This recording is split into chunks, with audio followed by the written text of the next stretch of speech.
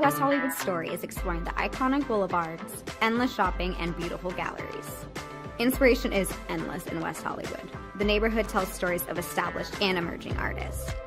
You will find fashion and styles from all over the world here. A California sunset is the perfect way to end our day. We will take VIP tickets to this show every night. Our vacation is just getting started. This is our West Hollywood story. Come and find yours.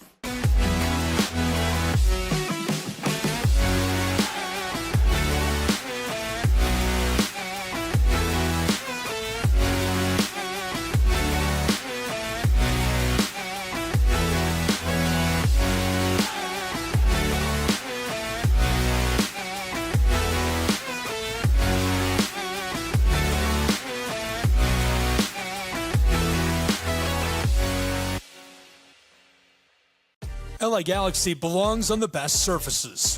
Whether you're the best player or the best fan, every goal, every tackle, every last-second battle, it all requires precision, performance, and passion. The LA Galaxy trust AstroTurf to provide the best surfaces, because champions deserve the best. AstroTurf, the official synthetic turf and hybrid field building partner of the LA Galaxy. My dad was a farmer. And when I saw him on a horse, the guy was bigger than life. One of the things that he had a hard time doing was showing the emotion. Maybe it was because the way he was raised, or believing that men provide and they don't struggle. But we all struggle. I want to show emotion to my kids. I want them to know when I'm happy, I want them to know when I'm sad, and I want them to see me working through things. The biggest reward I get from being a dad is watching my kids accomplish a goal, watching them light up. Nothing brings a bigger smile to my face. So I make my kids a priority. Whether it's hitting a baseball, a dance rehearsal, you name it, I'm there. They're gonna remember that they grew up loved. Be brave. Be there every day. And allow your kids to know that it's okay to struggle. That even dad doesn't know the answer sometimes, but we're gonna figure it out together. Firearms are the #1 cause of death among kids, but we know that healthcare workers can make a huge difference. This is why prevention is absolutely critical. It starts with listening to the community, leaning in on those conversations to better inform what is the approach that you want to take. You are the champions for change. You can be the catalyst for integrating firearm injury prevention strategies into your practice and really benefiting your community. Let's agree to agree that we all have a role to play in ending this crisis. In Major League Baseball, you could dream with no limits. You could become your hero, steal the show, or even start a new club. You could meet the moment and exceed the hype.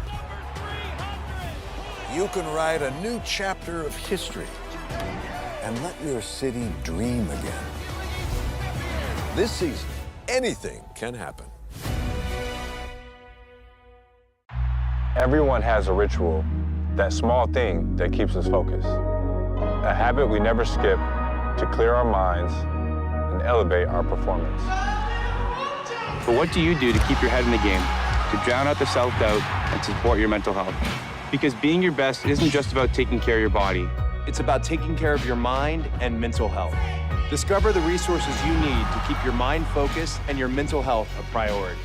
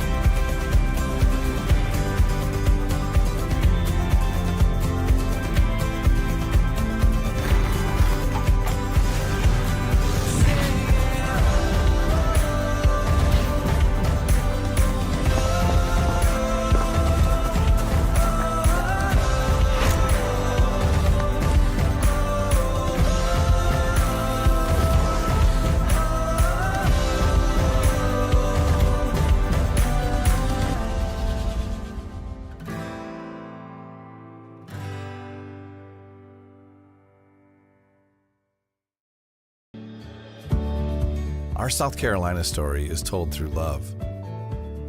We always felt the need to take a moment for ourselves, and the ocean has always drawn us closer.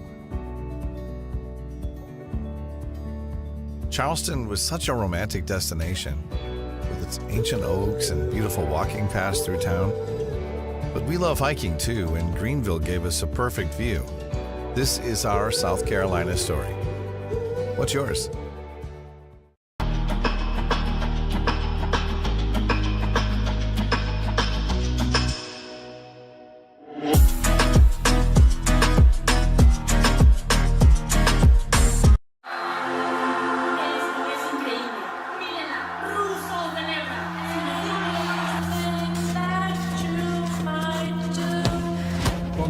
Brilliant again. She just... The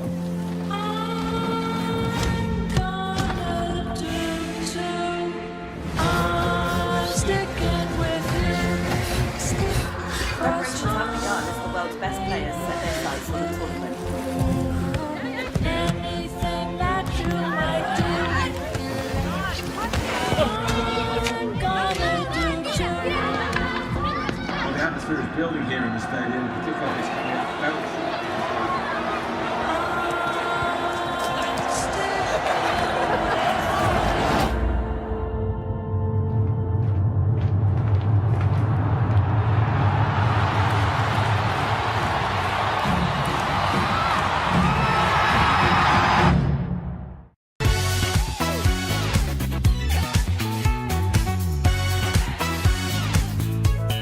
Well, it means a lot to the community. It means enhancing the community. We are so pleased and so proud of the fact that the Braves are involved and participating in its upkeep and making sure that when we come here, we can be all very pleased and very happy about the way it's being kept and the offerings that it has to the community. Man, we're here at a beautiful Adams Park where they just revealed the Hank Aaron statue. Again, the greatest of all time, creating opportunities. Henry Aaron, Billy Aaron, they're doing it once again with partnership with the Atlanta Braves. An unbelievable moment in this park of Adams Park.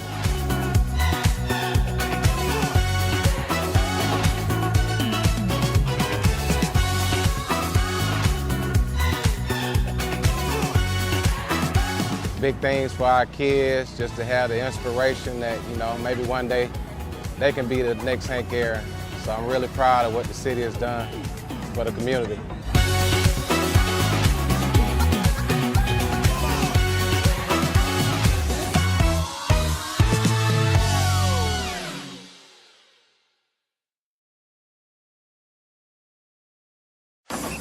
If you're buzzed and doing this to make yourself feel okay to drive,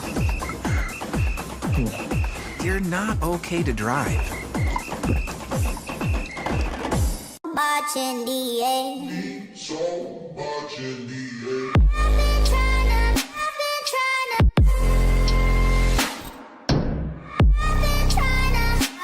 I'm scared.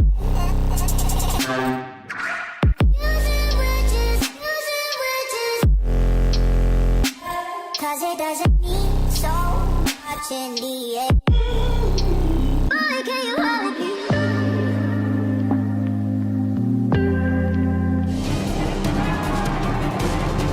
He's made it the 20, he's gone. Touchdown. This is it, they have to score here. We're getting underway for it.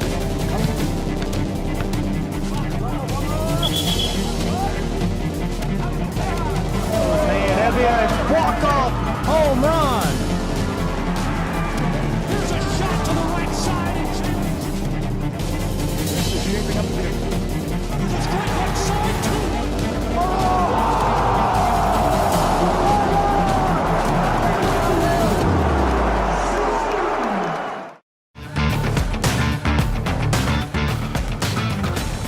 Shadows creeping over the outfield fence here in Kingsport, Tennessee. The final game of Day 3 of the Appalachian Athletic Conference Baseball Tournament here from Hunter Wright Stadium. And it's the winner's bracket to conclude the day, and two teams that have shown their offensive abilities in the showcase performance so far here in Kingsport. The Montreat Cavaliers, the 8 seed, and the 3-seeded Tennessee Wesleyan Bulldogs. Good evening, everybody. I'm Mark Shelley alongside Lorenzo Robinson. And these two teams, they have shown they can score runs and do so in explosive innings. No surprise, we see these two teams at 33-19 and 37-14, respectively. Absolutely, and we knew what to expect from Tennessee Wesleyan coming into this tournament, right? This is a team that's a top 25 group, a team that has established themselves as the dominant force in the AAC. But a little bit more surprisingly, Montreat, they might be the hottest team here in Kingsport, Tennessee. They absolutely destroyed U-Pike and did the same to Johnson that next day. Blanking U-Pike 10-0 through 8 innings in the opening round matchup. And what was their reward? Well, they get the 2 seed in Johnson, and they dismantled the Royals 11-3, an 8-run ball game, and has put themselves where Johnson was expected to be here in the winner's bracket. Johnson's still alive. They just won the game previous to ours, but now it is Montreat's chance to try to take down the defending champions and 16th ranked Tennessee Wesleyan Bulldogs. First pitch gets us underway as it's a first pitch ball. And the second pitch comes in, and that's a leveling strike to Justin Austin, the right fielder from Justin Jackson, who's on the hill for Tennessee Wesleyan. It's Austin, Cameron Nagel, Matthew Brunner, Zachary Long, Daniel Restrepo, Dawson Bryant, Gustavo Gonzalez, Hunter Furchess, and Caden Ethier, as the count goes 2-1 from Jackson to Austin. And Justin Jackson representing that 1-2 punch. I mean, pick your poison when you talk about an ace for Tennessee Wesleyan. Justin Jackson, a strong season. He's making his 14th start, 9-1 on the year, a 3.24 ERA. Tennessee Wesleyan, the only team with 2 first-team all-conference pitchers. Jackson, one of them. Here is the 2-2 from Jackson. Rings him up, and Austin is retired. And that's the way you want from your ace to start a game. It's a strikeout looking for Justin Austin, and this ball game's off and running for Tennessee Wesleyan defensively. And a great sign for Tennessee Wesleyan. Again, they're trying to slow down what has been the hottest team here in Kingsport, Tennessee. Now, maybe we're just saying that because Tennessee Wesleyan, they only played 1 game and Montreat's played 2. But either way, I don't think anyone really wants to play this Montreat squad right now. There's a big hack at the first offering from Jackson from Cameron Nagel, the center fielder today. As you look around the infield, the backside of the battery is Thomas Teal. He receives another pitch, and that is fouled back to make it an 0-2 count. Down at first base, Josh Shelley, and how impressive was he in their opening game 2 days ago. And then at second, it's Jonathan Bosk. Over at third, the player of the year in Alan Gil Fernandez. What a play at second, but it's not going to have a throw in time as Nagel is safe aboard at first. But a great effort there by Bosk to try to make that throw. I mentioned Alan Gil Fernandez, player of the year in the AAC at third base. In between he and second is the shortstop in Rob Gordon. Left field sees Ethan Wright. Right field, Colton Reynolds and David Bolania is out in center. So 1 aboard here in the top of the first inning. The Cavaliers of Montreat, 21 runs through 2 games. 11-3 last night, and that 10-0 beatdown of Pikeville on day 1. Jackson looks to the right-hand side of the field. He'll throw over just to keep the second batter in the order in Nagel at bay. Matthew Brunner is the batter. The righty awaits the lefty to deliver. Checks his swing on the 0-1. Did he go? And no, he did not, as they look down to first base for the signal. Nagel has had a rocky road. One of the few that has in a very offensive-driven lineup. Nagel did bounce back in the win over Johnson late in the game. He picked up a single. It was with an RBI and came around to score, but otherwise 3 groundouts and a strikeout in that game. A swing and a miss. They throw over. Did they get him? No, they can't get the tag. He is safe, stealing second, and Nagel is in scoring position. And a great play there to move and get over to 2. Back at the plate after the swing and the miss, Brunner finds himself behind 1-2.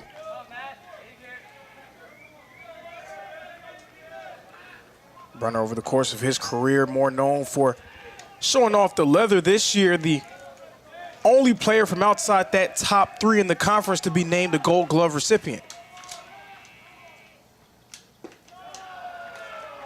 That'll miss low, and it's 2-2 rather.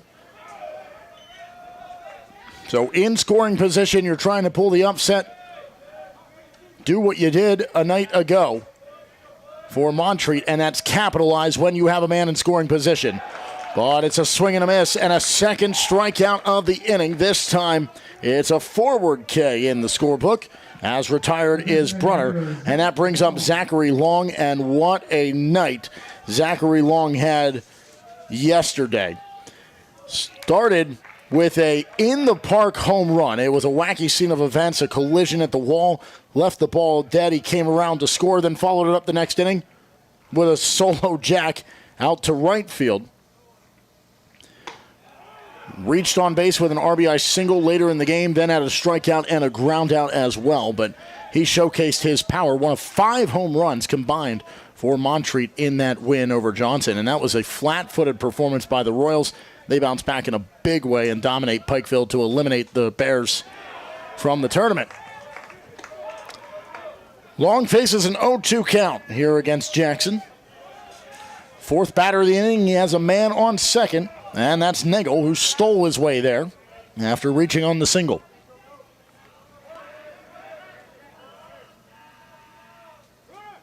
Runner goes. It is high, and it's a stolen base again for Nagel, and he's 90 feet away from being the opening run of the ball game. That's a smart play by him, especially with the way that Zach Long has been playing. You feel like if he can do what he's done, may potentially be able to get a base hit to drive a guy home. So now it's a 1-2 count. And it's outside, and a good reach out to keep it in front of him by Teal. And it's 2-2. 2's across the top, the count, and 2 outs. And 2 in play. There's the runner at third and the one at home. Long awaits. Chases it outside, and it's strike 3. Down he goes. 3 strikeout outs, only broken up by the single and the 2 stolen bases by Cameron Nagel. Otherwise, Justin Jackson cruised through the first inning, and we go to the bottom of the first, and the Bulldogs bring the bats to the plate. The best player in the AAC this year, Alan Gil Fernandez, leads things off when we come back.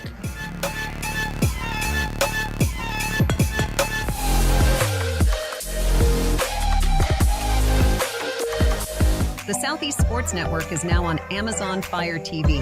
Now you can download the SESN app and watch on any Amazon-enabled device, such as your Fire Stick. The easiest way to download the app is to go to our website, find the Watch SESN tab, and click Fire TV app. Then just select your device from the list. That's it. Free and easy. Enjoy watching the Southeast Sports Network on your Fire TV, Fire Stick, or Fire Tablet with just a few clicks.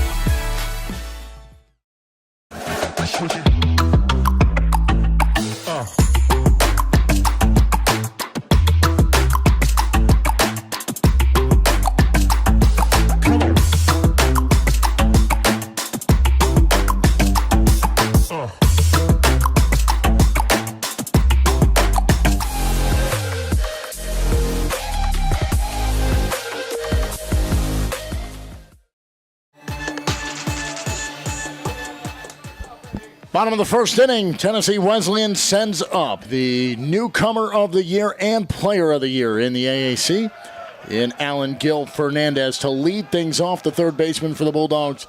We'll see a first pitch strike from Hayden Brooks, a 6'3" right-handed pitcher and freshman from Bluffton, South Carolina.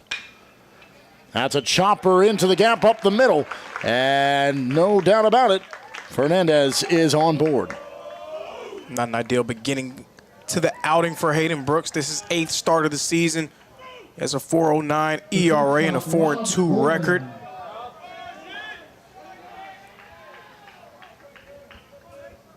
So Gil Fernandez is aboard at first with a leadoff single. Rob Gordon will come to the plate.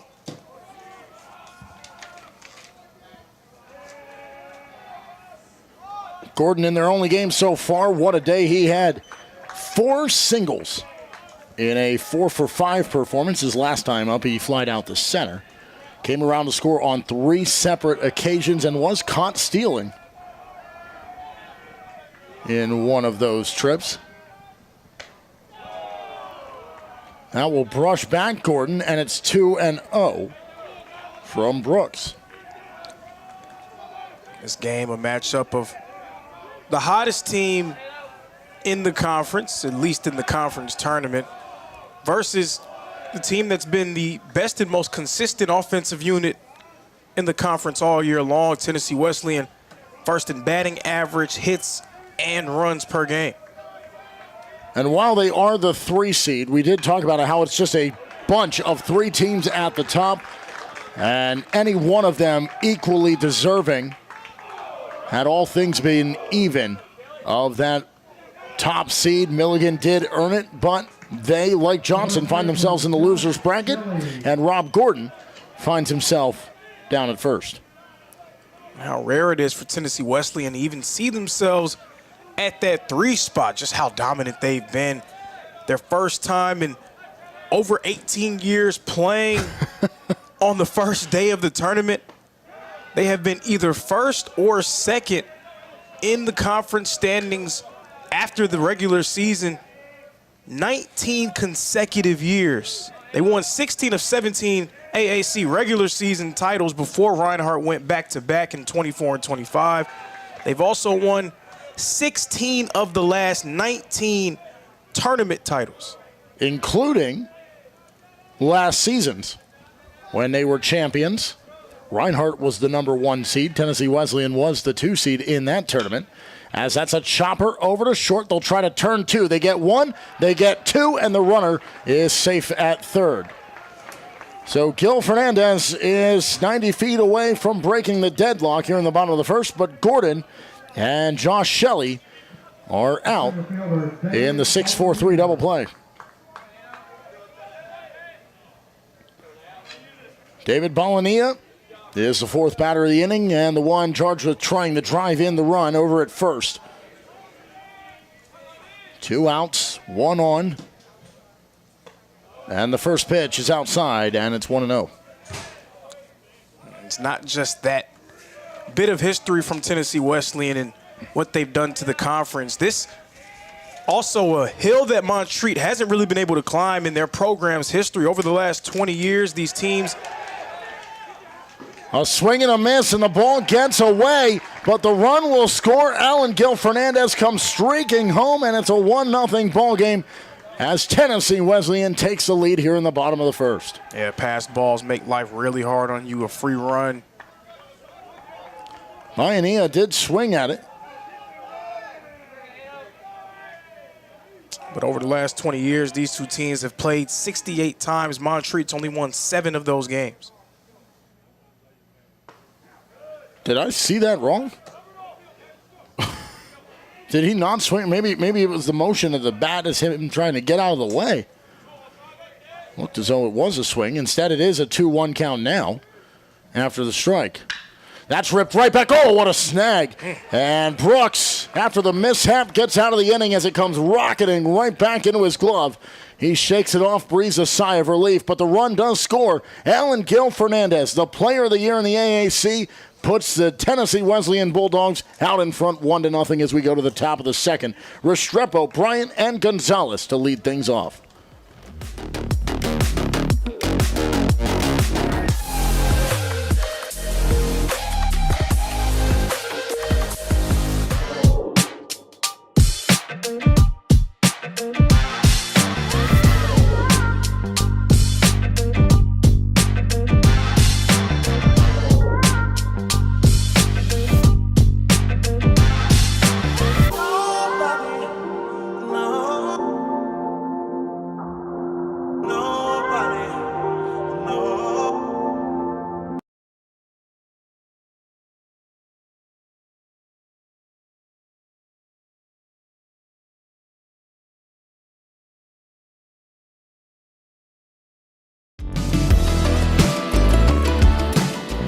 Want to watch your favorite Southeast teams in action? We've got you covered. Stream live games and highlights on YouTube, Twitch, Amazon Fire TV, Stream TV, and more.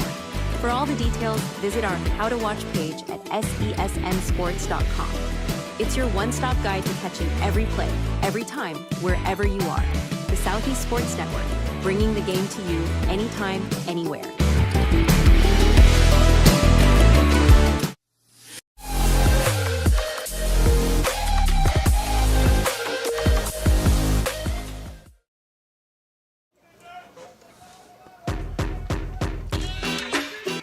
Daniel Restrepo comes to the batter's box. He'll lead things off here in the top of the second. And the runner on third comes through on the pass ball. Alan Gil Fernandez scores the first run of the ball game.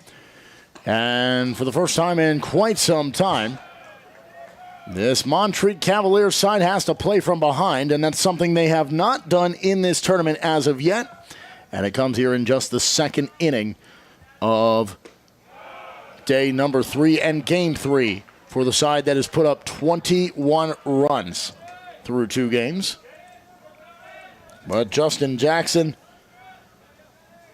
despite giving up the 1-out single to Nagel in that first, picks up 3 strikeouts in the opening frame, as now Restrepo has a 2-1 count and he's down at first base.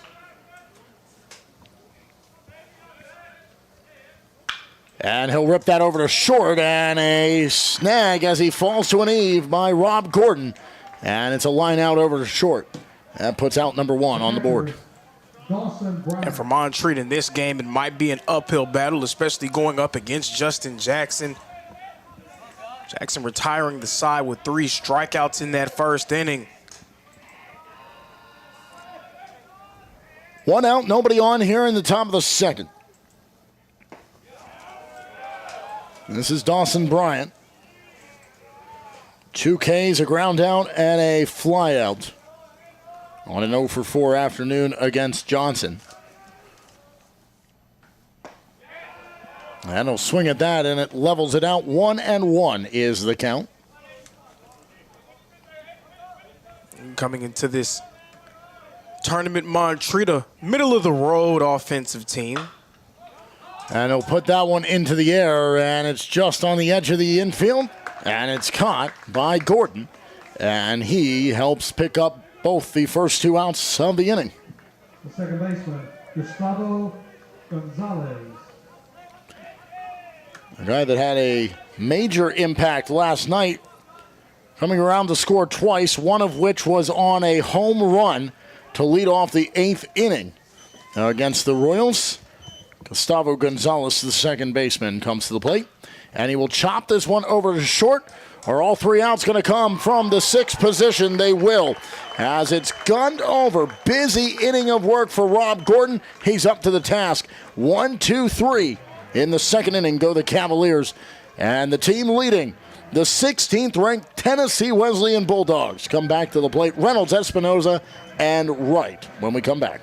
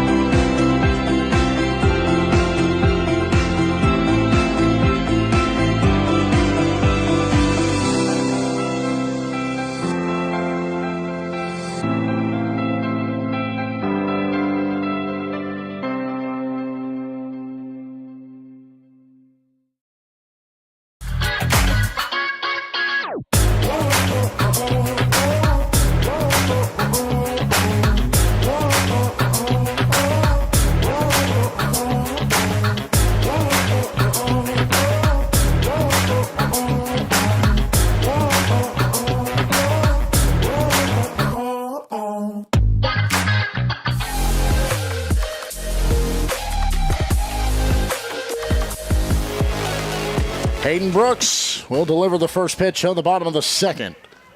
As Montreat conceded last inning, can't do anything off of Justin Jackson in the top half. So a chance here for the Bulldogs to try to add to their 1-0 advantage. As that's strike one to level the at-bat. Here for the 5-hole hitter in Colton Reynolds.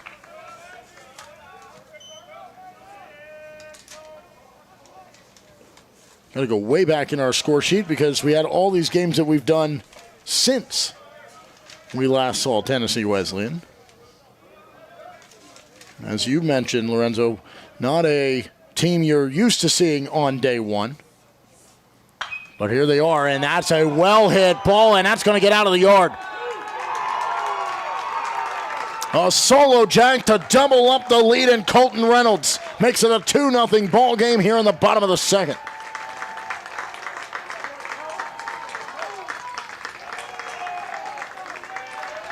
14th of the year for Colton Reynolds, extending his team lead. And that came off the bat, and you just knew it. It's hard with aluminum bats. It sounds mostly the same, unlike wood bats where you hear that crack and you know it's gone. But that time, the ping off the bat, that was a pop that just sailed over that fence, and it's a 2-0 ball game as Reynolds is mobbed in the dugout down to our left. And we start with the base pass empty and no outs on. And Brian Espinoza, well, I guess acting as if he would be the leadoff, trying to ride some momentum after the leadoff home run by Reynolds. So I saw Colton Reynolds and Tennessee Wesleyan play against Reinhardt earlier this season, and Colton Reynolds hit 2 home runs in a doubleheader during that series. Both of those homers look a lot like that one, just absolute no-doubters. When he hits them, he just crushes them. We did not see a single home run on day one.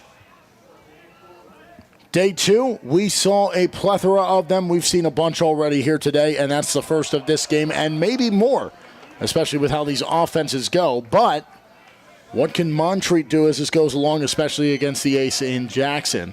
But right now, Hayden Brooks has to shake off the home run he just gave up. He's in a 3-1 battle here with Espinoza. That's inside. It's ball 4. And a base runner on. I was going to say leadoff, but he's not the leadoff. The leadoff went the distance over the fence, and Espinoza's aboard with a walk. Now, what I will say is if you're going to give up something, you never want to give up anything as a pitcher. But if you're going to give up something, a solo home run is not the worst thing in the world. It's just 1 run being scored. The main thing is, as a pitcher, you got to try to lock back in and retire the side. You can't compound the mistake. 2 runs on 3 hits. That's a well-placed bunt down the third base side. Can he beat it out? Picked out of the dirt. He get him at first, but the runner advances, and Espinoza stands at second as Ethan Wright is retired, and Wright turned on the burners, and he almost beat out that throw, and that's in large part to how well that bunt was placed down perfectly the third base side. That was a nice attempt by Ethan Wright to try to leg it out, but the main job was just advancing the runner in the scoring position, so job well done there. And now Montreat wants to talk things through. They have gotten the out, trying to shake off the home run and calm everyone down. Thomas Teal, the catcher, stands in the on-deck circle. And will make his way to the batter's box here momentarily. While they converse, Teal, well, he started on a rocky day in their opener against Truett McConnell, popped over to first, grounded into a 6-4-3 double play, and then picked up a single and a double as the game went on. And he would love to pick up a base hit here and try to add some extra scoring in a 1-out bottom of the second inning where 1 has already come across.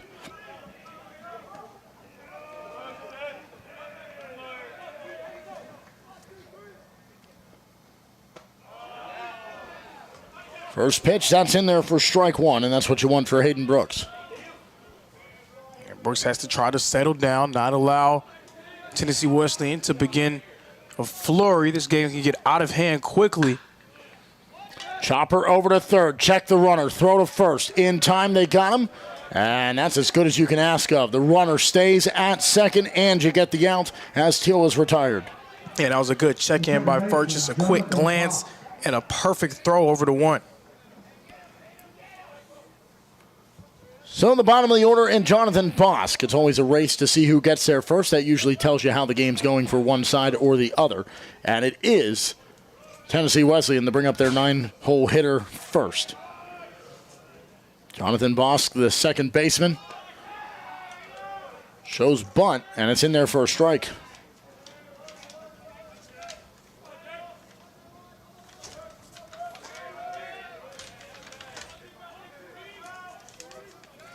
So an 0-1 count, 2 outs and a runner on second.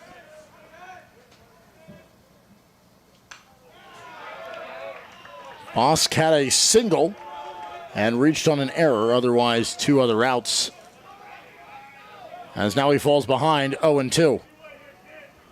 Brooks trying to get out of the inning where he surrendered the home run and has a base runner on second. He checks back to him. It's Espinoza. At the plate is Bosk. Got him swinging. And it's strike 3, and that's the way to respond. Get out of the inning. Nothing more comes about after the solo home run from Colton Reynolds. And the Bulldogs lead 2-0 as we go to the top of the third. 8, 9, and 1 coming to the plate for the Cavaliers when we come back.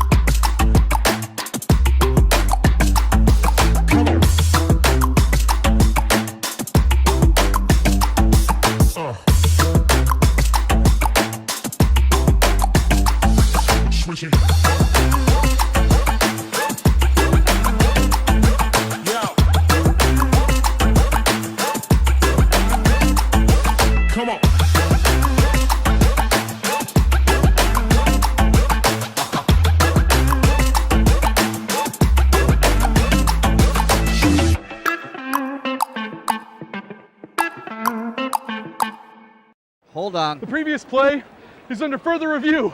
I'm not sure what he could review, but okay.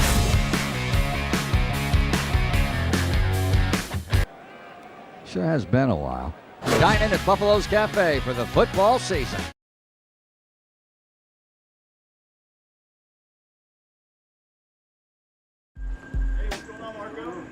We didn't come to fix Marco's brakes because it was convenient or fast. We did it because Marco has bigger fish to fry.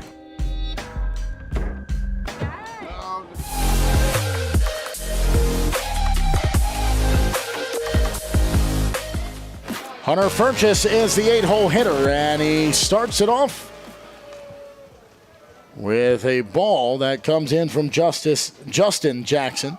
Jackson has seen 7. He's retired 6 of those through the first 2 innings, as that's fouled off to the right-hand side to make it a 1-1 count. Lone exception was in the first inning. Cameron Nagel had a single and then 2 stolen bases to get over to third. Problem is nobody helped him out.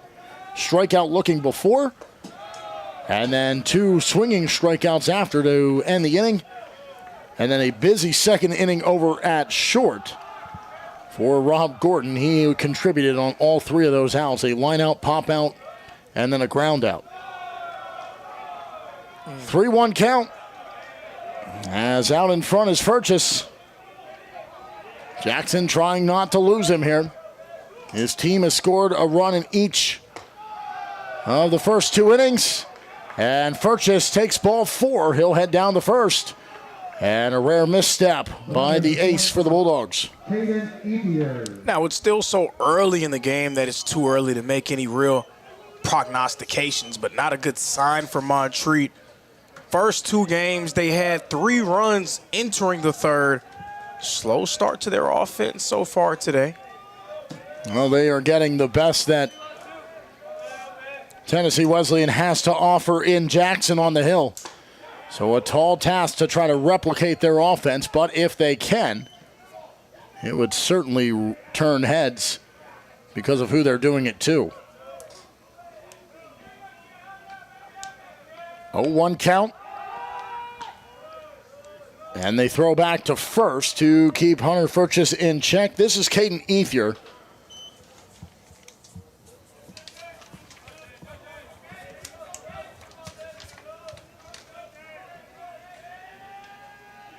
He's only seen one pitch at the plate. And again, they throw back. To your point, you may be asking a lot for a direct replication of what they've done, but if they're going to try to beat Tennessee Wesleyan, they need to make plays at the plate to keep pace. Singled and scored, wore a pitch, moved a runner, and then a ground out in the last night's win over Johnson. And it's an 0-2 count here for Ethier. 9-hole hitter, top of the order coming around after him. It's Justin Austin in the on-deck circle. They are very concerned with Furches over there at first. Instead, they'll come home and swung on and missed. And that's yet another strikeout here in the early goings of this game. Jackson has his third by way of a swinging strike. And it's definitely going to be difficult, especially when it seems like Justin Jackson is in peak form right now.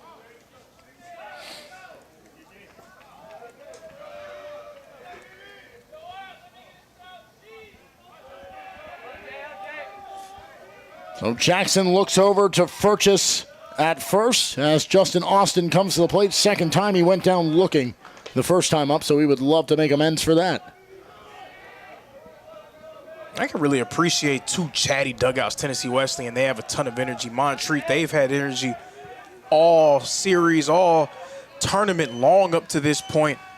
U-Pike and Johnson, they were both pretty quiet. I mean, U-Pike I can understand because things weren't going their way. Johnson, I mean, just not a ton of energy. It was a really workman-like game, I would say. Well, they played from behind for a couple of innings, and even when they got the lead, it was still a very controlled and business-like attitude of, we're here, we need to win and get the job done and stay alive, and that's all it was. No time to celebrate, just get the job done.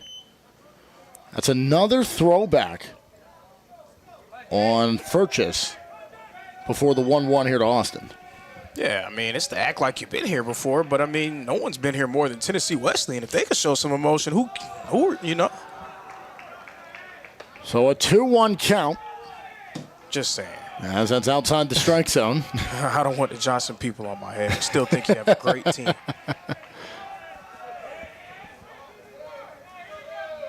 Jackson looks to first, now comes home. And it's 2-2. Good looking pitch.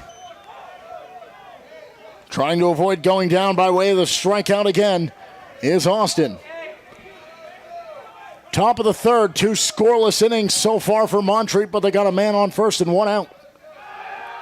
Back is Furches in less than of a slide and more of a bear crawl back to the bag. He didn't have the largest of leads either. And he's still inside that inner cut on the turf. That's a chopper back to Jackson. He turns to second, makes the throw. Can they double it up? It bounces away. It bounces all the way to the wall, and trying to get the speed in his footing is Austin.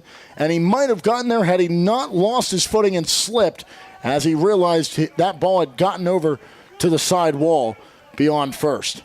I think the trip might have saved him from himself there. I think he would have been gunned down trying to make his way to second.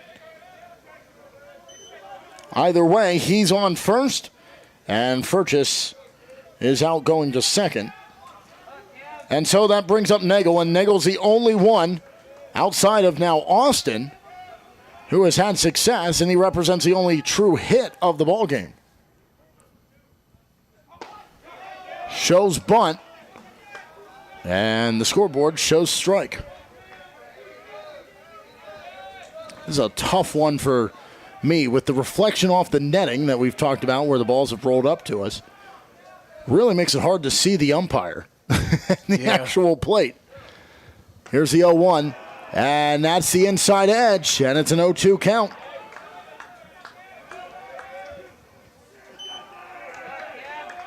Jackson trying to make it 4 batters and strand one over at first. 2 outs, runner on. At the plate is Nagel. Swing and a miss. And a 5th strikeout on the day. Another one for Justin Jackson, and he is cruising. Even if you find a way to get on base, he shuts you down at the plate. 2 in the inning, 5 overall in the day, and another scoreless half frame for Montreat. They've been held silent in this game, but not all tournament long. So rare waters for them as Tennessee Wesleyan comes to the plate.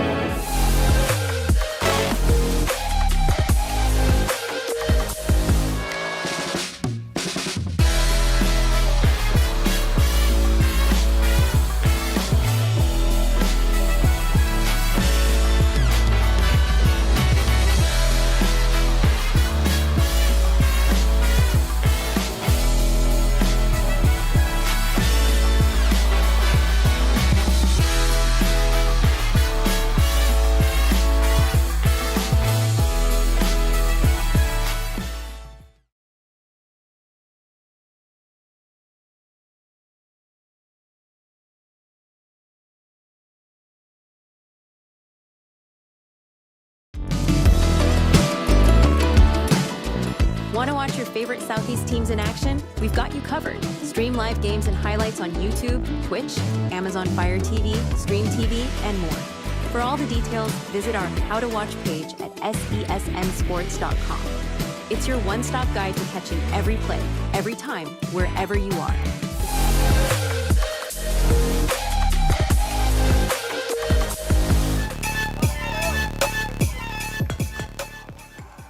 Well, the last thing you want to see if you're down 2-0 to Tennessee Wesleyan is the player of the year in the conference come to the plate to lead off the next inning.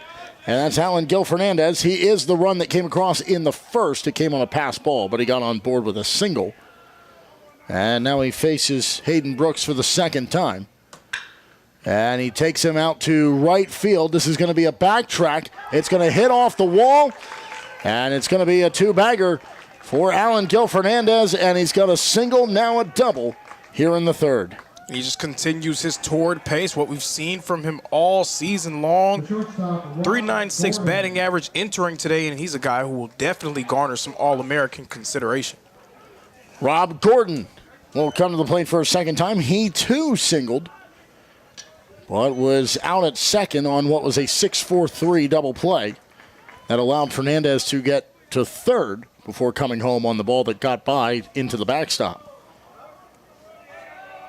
Brooks checks back to second. The bright neon green sliding glove for Gil Fernandez. An 0-1 count after a first pitch strike. On deck circled Josh Shelley.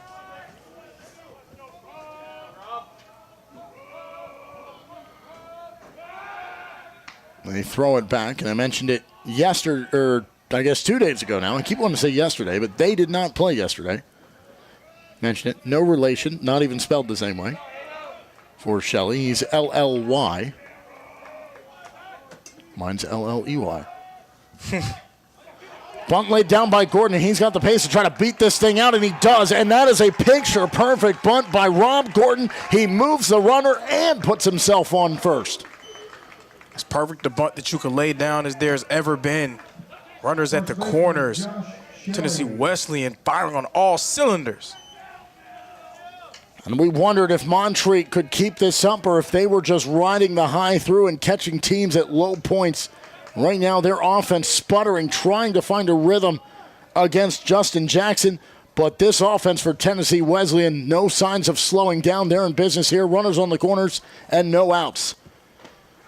Shelley will take a first pitch strike and start the at-bat 0-1. If you need an idea of what Josh Shelley has been over the course of his career, he has a baseball reference page, folks. And he'll lift that out to right center field, stays in the yard, but Gil Fernandez is going to tag. He's going to cruise in for another run, and in each of the first 3 innings, at least one run has come across. It's a 3-0 ball game, and Gil Fernandez has scored 2 of those runs. And that's how you maintain your standing as the most efficient and effective offensive unit in the AAC. It's not just those innings where you can pop off for 3, 4, 5 spots, but you score a run here, a run there, buying your time until the avalanche eventually comes. Just a small snowball continuing to roll downhill. Gordon's going to go. No throw comes as mishandling it as he tried to make the transition was Bryant. And Gordon is safe at second. 1 out, a run is scored. And Gordon knocking on the door again. An underrated aspect about their offense, their ability to steal bases, very aggressive in that regard. Up to 160 stolen bases as a team on the year. Number 1 in the conference. And only caught stealing 26 times. So when they go, they reach. 2-0 count here for David Ballania. Let's try that again. David Ballania. 3-0 count now. Brooks giving way to consistent scoring for Tennessee Wesleyan. And that's in there for the much-needed strike, 3-1. Colton Reynolds waiting in the on-deck circle, and he's already gotten the better of Brooks. Took him for the home run in the second. And that's ball 4, and now if he hangs one out there and Reynolds can replicate, this ball game gets blown wide open. Yeah, but this is a time for Hayden Brooks to really settle himself down. It feels like Tennessee Wesleyan is taking control, but it's only a 3-run lead. They will come out to talk to him. There is motion in the bullpen. Now keep in mind that the bullpen catcher is not down in the stance, so one would think that this is not going to be a call. He's kind of doing that like half squat as it comes in, right, loosening up until he gets down in that stance behind the plate. That's when you know those true warm-up pitches are coming and your guy's starting to get ready. And usually when there would be a pitching change, the entire infield would join. Seeing those guys, the shortstop, second base, and first base still out there, yeah, that was probably just a, come on, lock in, understand where we are. It was Furchess and Bryant who came along for the conversation, just trying to calm down Hayden Brooks, the freshman out of Bluffton, South Carolina. We'll dig in onto the rubber again. 1 out, 2 on, 1 run is scored. And he's facing... Oh, what a play. There's the tag, the throw to first. He gets down in time, and they get out of the inning. What a heads-up play. Furchess grabs it, tags it, throws it, and a great up and down from Restrepo to double up and prevent any further damage and empty the base paths and bring us back to the top half of the inning, but this time it has a 4 over top to the 4th, and Montreat back to the plate.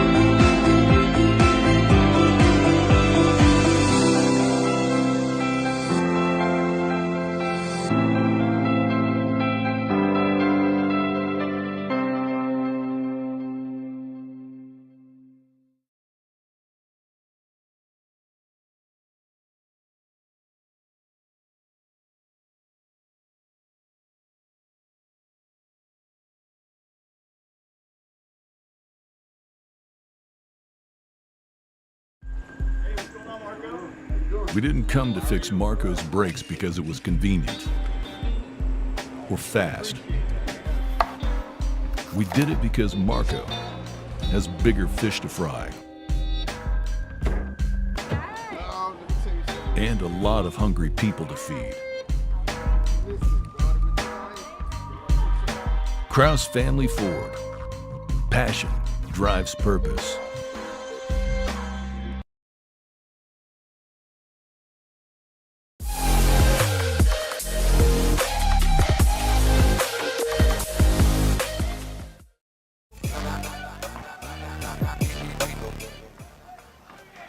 Top of the fourth inning, and Tennessee Wesleyan leads 3-0, and the first offering to Matthew Brunner is a first pitch out as he grounds over to third and one away, as quick work again for Justin Jackson on the mound for the Bulldogs. Yeah, I'd love to maybe make Justin Jackson work just a little bit harder on these, make him pitch a little bit deeper into the count. I mean, right now, though, he's just been so confounding. Well, that last game, we saw Colby Reynolds for the two-seeded Johnson, and Reynolds had quick work of at least parts of the innings, especially starting the game. Through 2 pitches, had 2 outs. And then the very next inning, needed 6 total pitches and 2 pitches to get the first 2 outs. So only 4 to get the final out in a 1-2-3 inning. So batter aggression is nothing new on the day. And it's an 0-2 count here for Zachary Long. Long ended the first with a strikeout. And that just misses. But you can hear that the Bulldogs, they like the pitch, just don't like the call. And something you don't always see here in the conference tournament. You see these teams, a lot of them, especially the better teams, they try to save their starting pitching until later into the tournament or potentially later than that. Up to this point, we've seen 5 of the 8 all-conference pitchers already. 2-2, and it makes it a full count as it misses low and away. 3 balls, 2 strikes, 1 out, nobody on here for Jackson, working against Long. The lefty winds up and delivers. It's a chopper over to short, fielded on the run. Sets his feet, throws over in time, out number 2. And back to the dugout goes Long.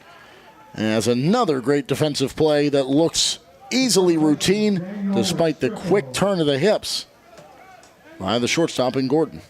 Yeah, and as much credit goes to Tennessee Wesleyan's pitching staff, and rightfully so. I mean, it's a complete defensive unit, everybody working on a string.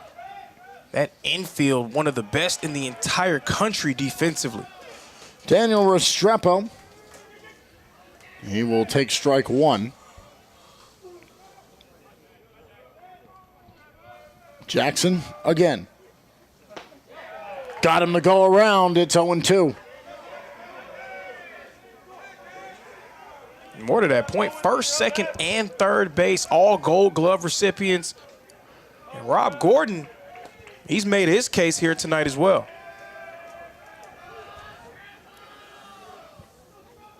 The 0-2.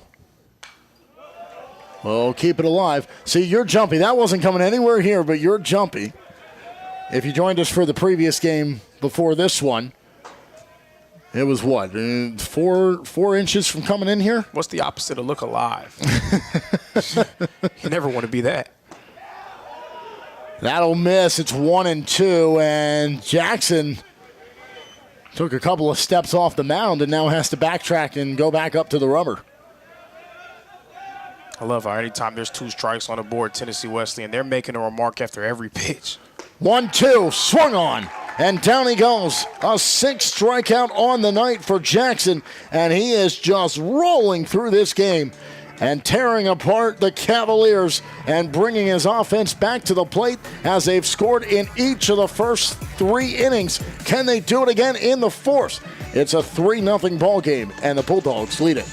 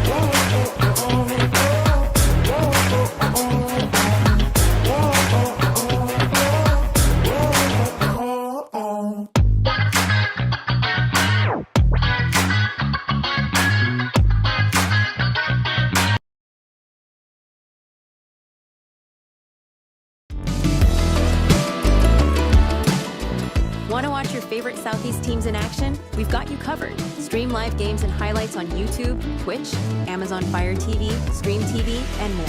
For all the details, visit our How to Watch page at sesnsports.com. It's your one-stop guide to catching every play, every time, wherever you are. The Southeast Sports Network, bringing the game to you anytime, anywhere.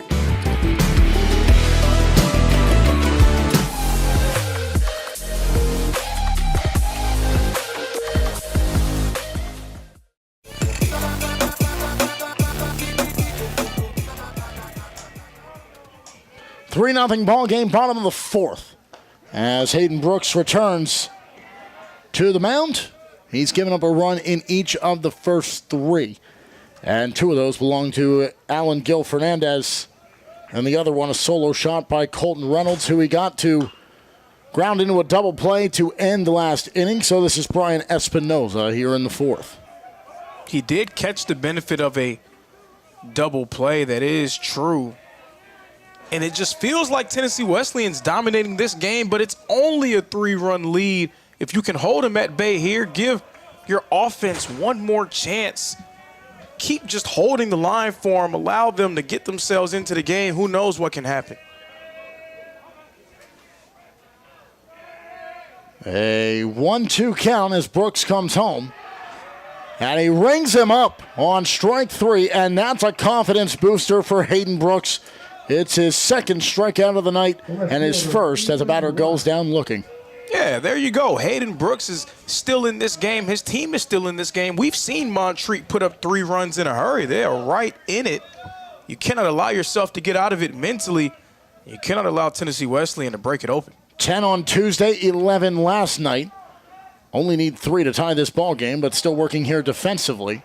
As that's strike one, and a good start to this at-bat for Brooks against Ethan Wright.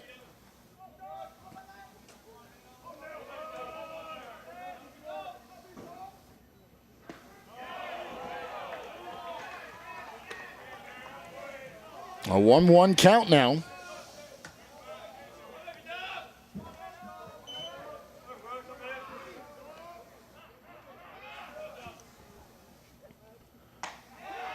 And it's 1-2. Good looking pitch.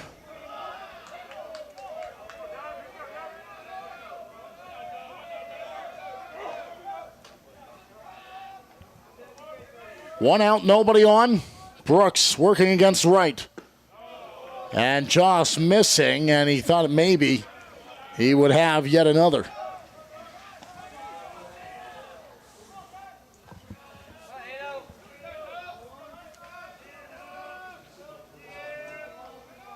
He kicks to deliver the 2-2. Inside, can't get the frame job to work for Bryant behind home plate. Great discipline, AB, from Ethan Wright. He's worked himself into a full count. Now putting pressure on Brooks. Swing and a miss, and he got him, and it's back-to-back strikeouts for Brooks, and he's starting to settle in. And that's what we've seen the last couple of days. Rocky starts for some pitchers, but once they start to get over that opening storm, you can settle in nicely and start the cruise, but now he needs to cap off the inning.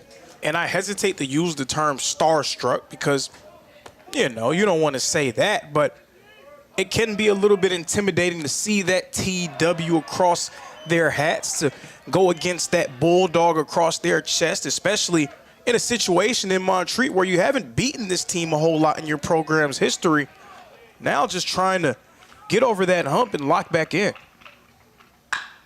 That's a chopper over to third. Fielded on the run. Thrown in time. And it's out number 3. And that's as good of an inning as you can ask for Hayden Brooks as he posts the first defensive 0 for the Cavaliers. We go to the top of the 5th. Now they just need to get the offense going. Their pitcher has started to settle in nicely.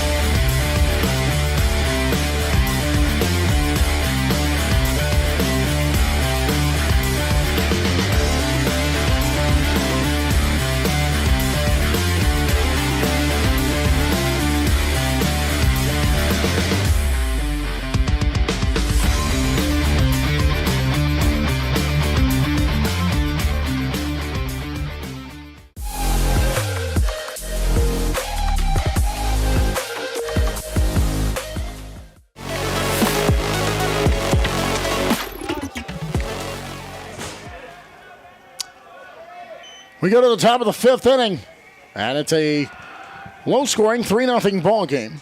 Tennessee Wesleyan has scored in 3 of the first 4 innings. Finally, a 0 posted by the Cavaliers of Montreat. They are the 8th seed, playing the 3 seed and reigning conference champions in Tennessee Wesleyan, 2-time national champions in the Bulldogs, and currently finding themselves ranked 16th. As Dawson Bryant leads off this inning, he's got a 1-1 count here against Justin Jackson.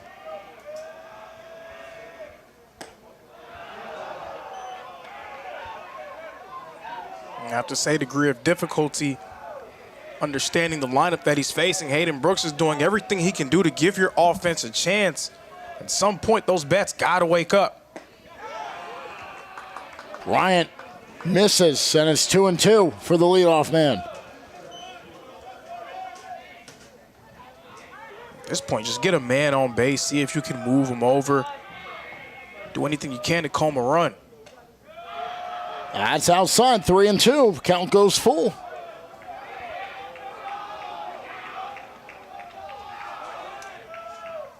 Six Ks already in the game for Jackson.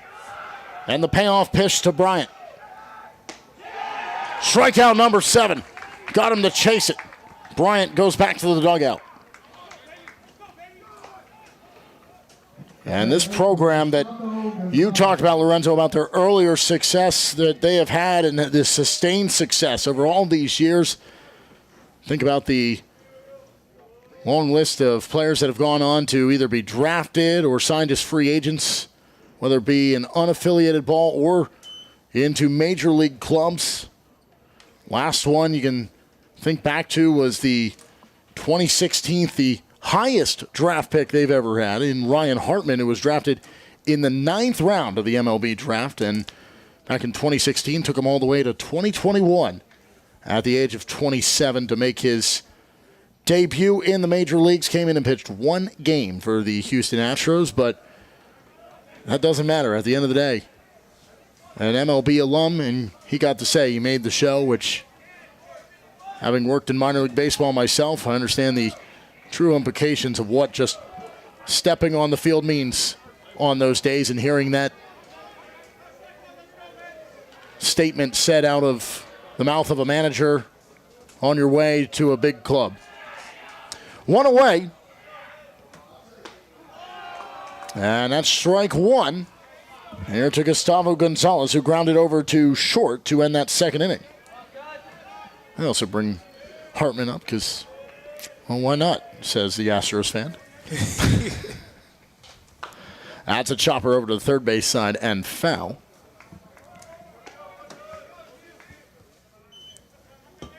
Again, it's just been great to see the pitchers who've been dominant all year do what they've done, and that's dominate. They've really mowed down a lot of these lineups. Justin Jackson just the next man up. Again, Gonzalez will put it to the third base side. Lights are on, but we still have skylight and still see blue sky for now. Dwindling off to our right. Flag a soft flapped out there in right center field. 1-2 count at the plate.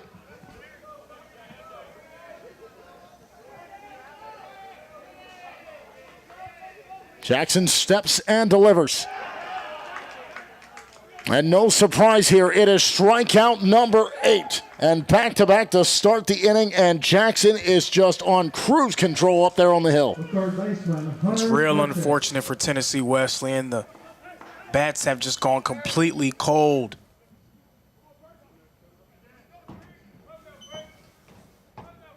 Montreat just can't muster up anything as of yet. Think back to the single in the first. That's their only hit. That belongs to Cameron Nagel. And you said, okay, an opening strikeout, maybe they can get something going. And then after he got on base, 2 strikeouts to the next batters.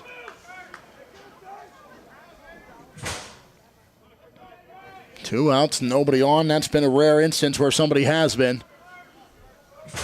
In a 3-0 ball game, And a second big cut here by Furchess.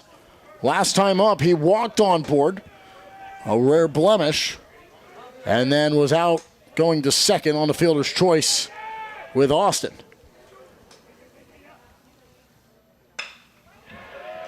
And just the second base hit of the ball game as Furchess is safe at first. He takes it out to center field. And with 2 outs, Montreat goes back into their bag of tricks from game number 1, where they were 9 of 16 with 2 outs. Yeah, very comfortable in this situation. They might prefer to be in this situation. If they're able to make something happen with 2 outs against the Bulldogs, we might just have to say that their backs are just slightly off the wall a little bit, not against the wall. I mean, it was an incredible performance. They would go up, get 2 quick outs, and then all of a sudden the offense would pop off the page in that win. That's all, only 8 innings needed, 10-0 the final score in game 1 on Tuesday over Pikeville. 1-0 count here to Ethier. I know nothing grinds the gears of a pitcher more than a get 2 quick outs and then just not finding a way to get that third. So a 2-0 count here as Jackson looks over to first, now comes home.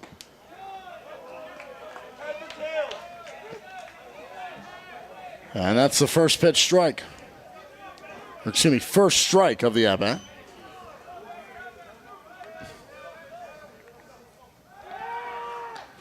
And Jackson just wants to check over on Furchess over at first. Last time he was on there, Jackson went over that way quite a few times to keep the third baseman in check. 2-1 goes around empty-handed, and it's 2-2.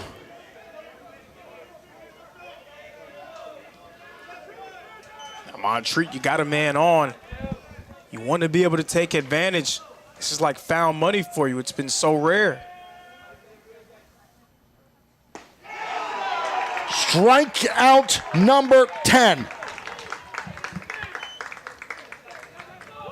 Jackson just settling in and just sitting down.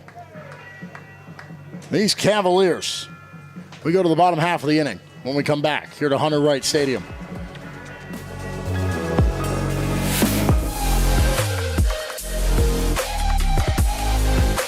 What if you can have it all? A place to call home, a great job, and a safe and welcoming community to raise your family. You can have all that and more in Kingsport, Tennessee. For the past quarter century, Kingsport has been on a mission to reinvent itself as the first professionally planned and privately financed city of the 20th century. Kingsport has earned the nickname the Model City. From award-winning educational initiatives to business incubators to the surrounding natural beauty, Kingsport is just the right size to have the amenities you need without the traffic and crime of a larger city. With a vibrant downtown, great shopping and dining, and a thriving local economy, Kingsport is the perfect place to call home. Ready to start loving where you live? Choose Kingsport. Visit movetokingsport.com and discover all the reasons why this charming town is the perfect place to call home.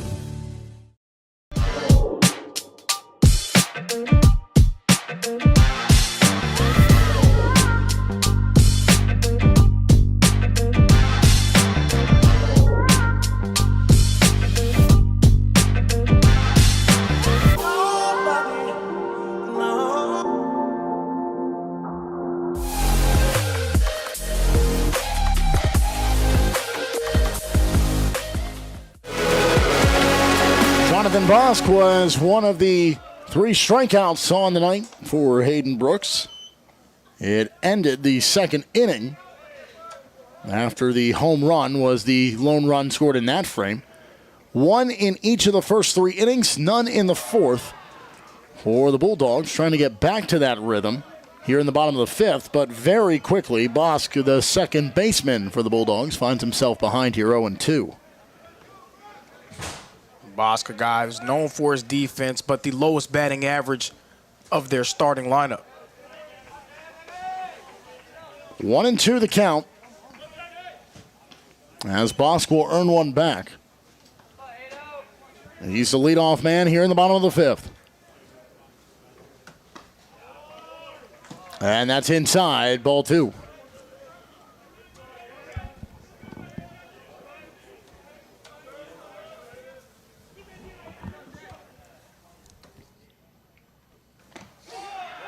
Got him, rung him up. Strikeout number 4.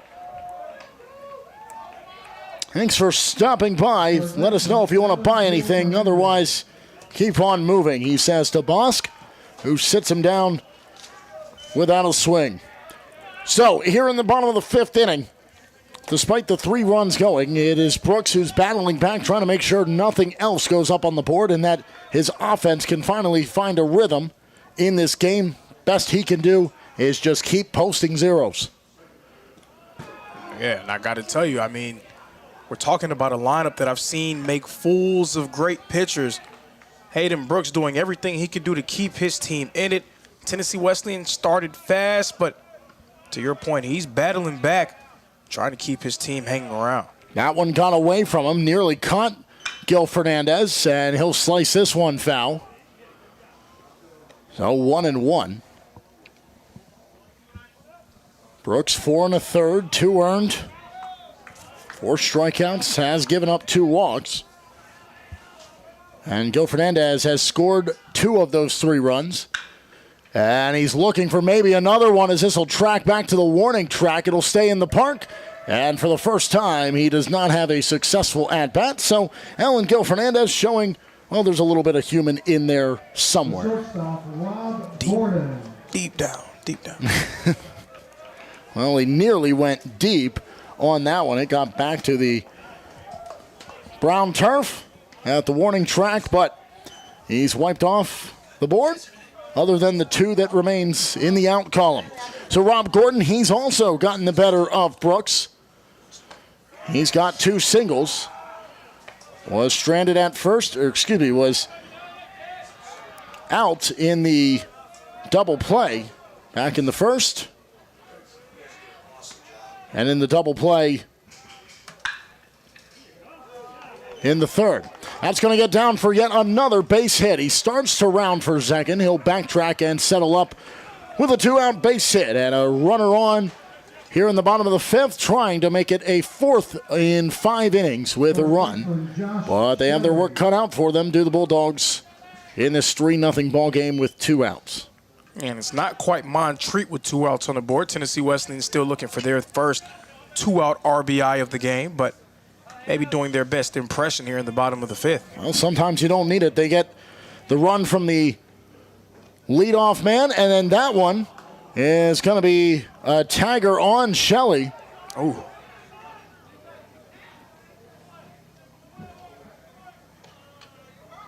Got to make sure he's all right. And I believe the home plate umpire just issued warnings out to Hayden Brooks. Are they trying to make the point of that one having malicious intent? And maybe there's something going on that we can't see from up here, but from our vantage point and what we've been watching, there's been nothing to, at least from our perspective, warrant those. But we can't hear everything happening on the field, so, I mean, if there was words exchanged that led to that, then... It just more seems, especially with how things have gone, he had the ball that sailed over the head of Gil Fernandez and now catches Shelley, and he's had some inside balls get away from him, so either way, it is a warning here for Brooks. And he responds by a first pitch strike on David Balania. So Shelley is hit by a pitch and gets down to first, and that pushes Gordon to second. And it's 1-1. Well, you put the 2 on. Now a pressure situation with these 2 outs. Can you work out of it? You've done successfully in the last couple of innings. Can you post another 0 for Hayden Brooks? That time it misses, and it's 2-1. And this would be a 2-out rally situation for Tennessee Wesleyan, but exactly the situation Montreat cannot afford to happen. Already trailing by 3 runs, still in striking distance. You got to get this third out if you're Hayden Brooks. Balania inside, takes it down the third base side. That's going to ride the line all the way down. It's a fair ball, 1 run waved in. The second turns for home, and Shelley will score. And both Gordon and Shelley have come across the first multi-run inning here in this ballgame, and it is a 5-3 lead for Tennessee Wesleyan. The offense starting to pull away. Yeah, and I said no 2-out RBIs to this point for Tennessee Wesleyan. Balania telling me to hold that thought. There's 2 of them right there. We said maybe they can hear us sometimes when we're talking up here because what we say, and then immediately after it happens, i.e. the home run from earlier. But right there, yet another case. And everyone comes in, and it looks as though the signal will be given down the right field line, or at least that's the initial look. We will see if the arm gets raised. They keep all kind of looking down there. They'll talk things through. We'll see if Hayden Brooks continues here, but it's now a 5-0 ball game, as it was 3 straight innings of 1 run to start the ball game. None in the 4th. Well, they make up for it. They score 2 here in the 5th and say, well, if we had a 0, we'll just chalk that up to 1 inning. And it will be the night for Hayden Brooks. He'll come out of the game, and a new face enters to the mound. We'll have it, and who it is, and the next at-bat when we come back here to Hunter Wright Stadium in Kingsport, Tennessee.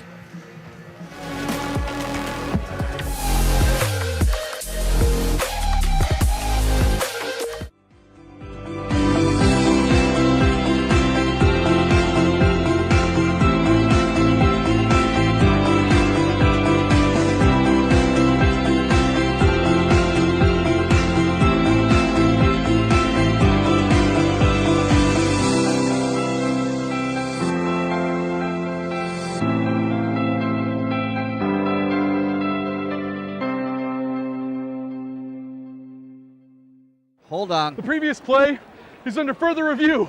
I'm not sure what he could review, but okay.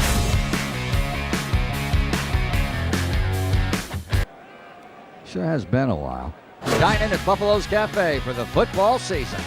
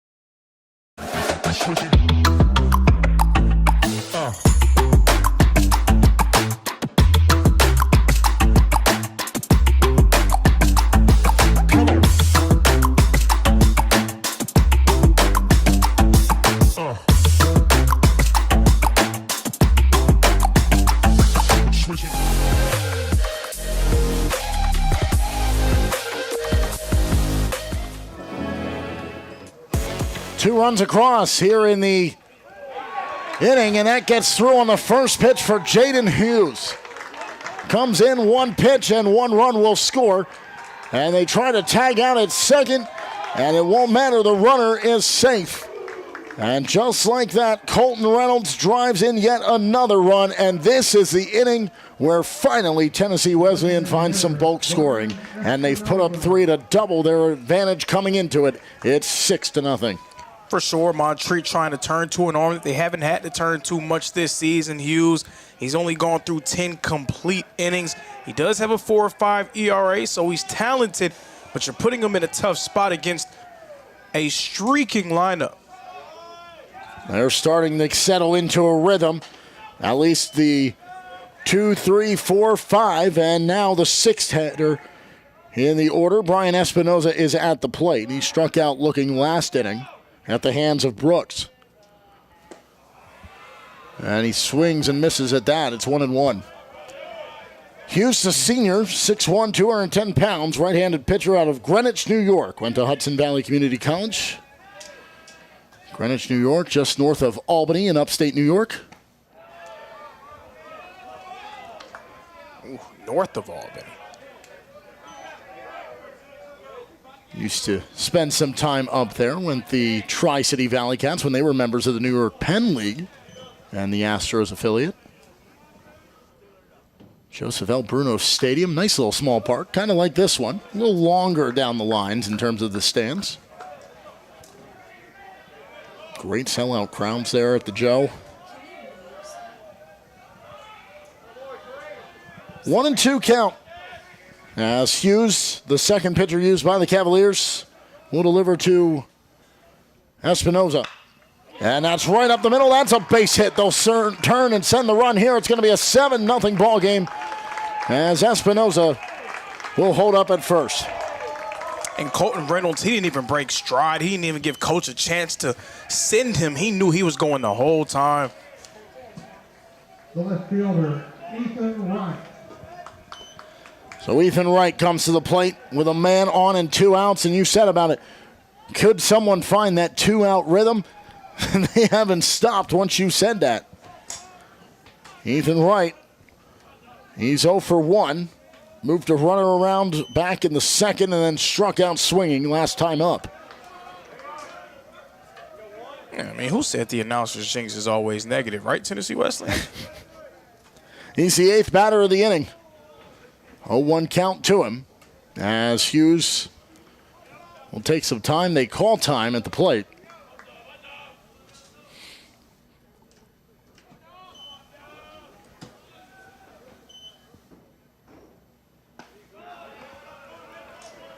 And that's strike 2.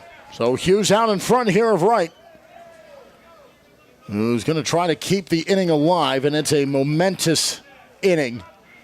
3 through the first 3 innings, 4 here in this inning alone. Bottom of the 5th. Runner goes. That's a chopper over to short. He's safe as he slides in, and it's thrown to first in time to get the out. And out of the inning are the Cavaliers. But Tennessee Wesleyan, the Bulldogs, have been let off the leash. It's a 4-run bottom of the 5th. They lead it 7-0 as we go to the top of the 6th.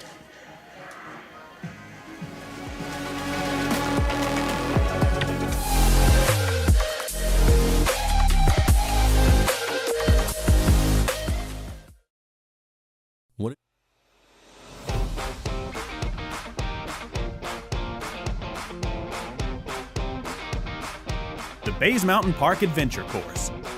Gear up and climb the Hawk's Nest. Work together as a team to complete 4 high ropes challenges, all while suspended 40 feet in the air. Finish with a zip through the canopies on our 310-foot zip line.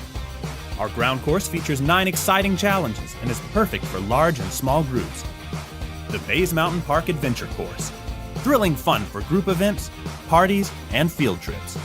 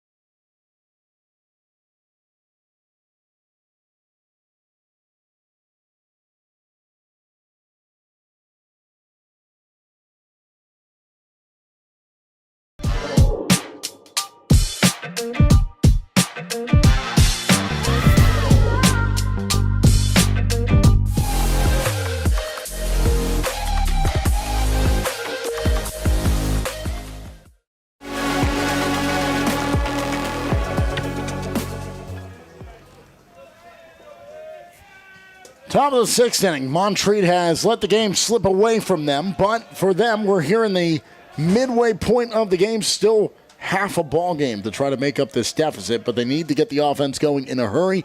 Otherwise, all the momentum will continue with Tennessee Wesleyan and Justin Jackson, who has been just stellar on the mound so far. And a great catch As flying over is the man we've talked about with some spectacular moves defensively in this game. Another one to make the grab and foul territory by Rob Gordon. I've been thoroughly impressed with Rob Gordon defensively. Again, folks, he is the only member of their infield to not make the Gold Glove team, but he's pitching a strong case here today.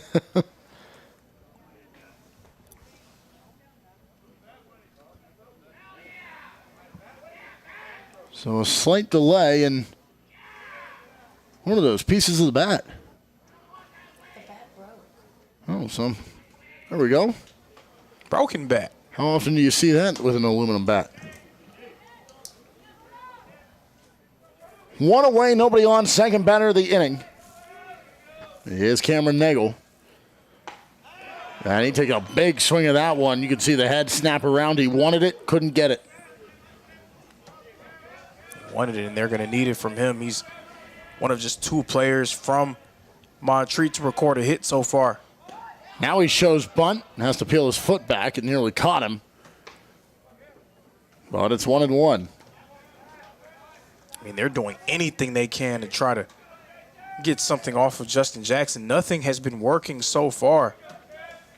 Just 2 hits in the game. Nagel has one of them. 4 base runners total. As that one skims atop the laces of his shoes. And it's 2-1. A far cry from what we've seen, the team with 10 runs and 11 runs in their first 2 games. And now Jackson having some trouble here. He's 3-1, still in the at-bat, but needs to keep it going.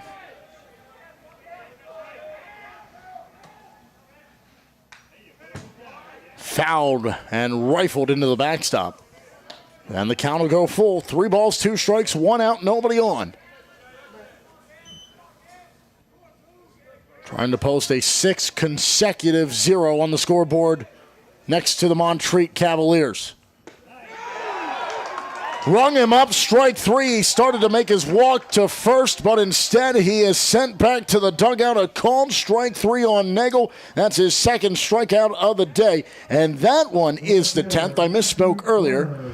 That is the 10th of the night for Justin Jackson. I mean, I'd say not wrong, just early. Hey, I've made some prophetic announcements today, and what I've said has come to pass immediately after. So we were just, half an inning early. Yeah, on the verge of an investigation here. I'll get my wristband here, and they're sending me everything up here. 0-1 count here to Brunner. He struck out in the first, grounded to third, and trying to reverse his fortunes. It's 0-2.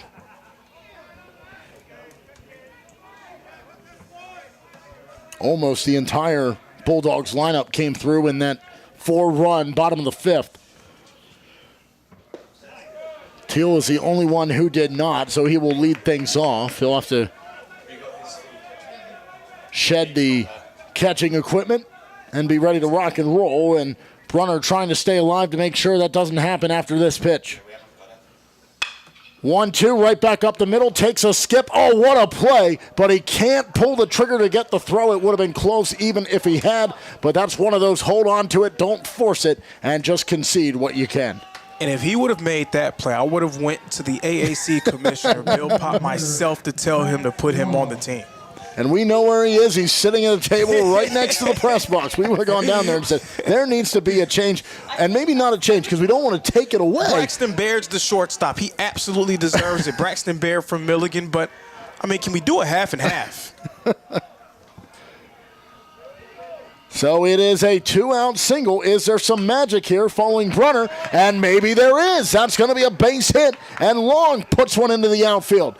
Both going for extra bases, and Long is safe at second, and Brunner at third, and all of a sudden, Montreat's bats have woken up, and guess what? 2 outs on the board, reminiscent of what we saw on Tuesday night, and they are in business, but they have to be careful with those 2 outs up there. Okay, so game within the game. Rob Gordon, his toss to Jonathan Bosk over at second wasn't the greatest. Jonathan Bosk couldn't get it clean. He was able to block it with his arm instead of allowing the ball to careen away from him. Daniel Restrepo chops it over to third. It's fielded. They throw to first, and that'll end it. And that's how you respond if you're Jackson. Get the ground ball, get the out, get out of the jam with 2 outs. And Restrepo is sent, frustratingly so, back to the dugout as the 2 runners are stranded, and still a 0 in the run column for the Cavaliers, and a chance to grow their advantage for a second inning in a row after the 4 came across last time. As we go to the bottom of the 6th, Bulldogs up by 7.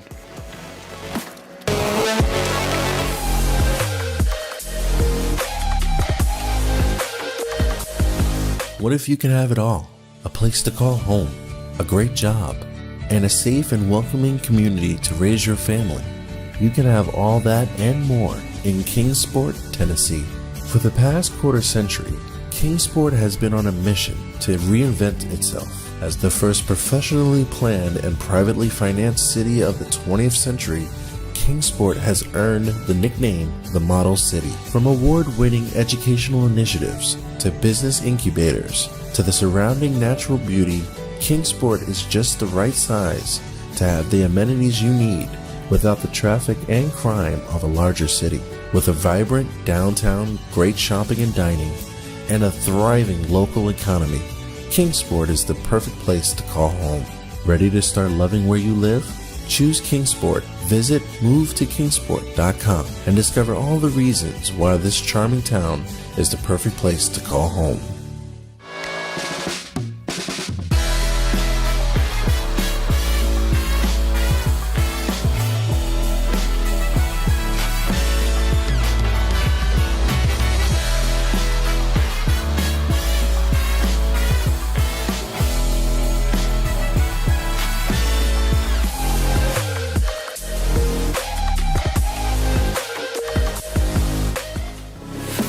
Thomas Steele, the only batter who didn't get to come to the plate last inning when the 4 runs came around.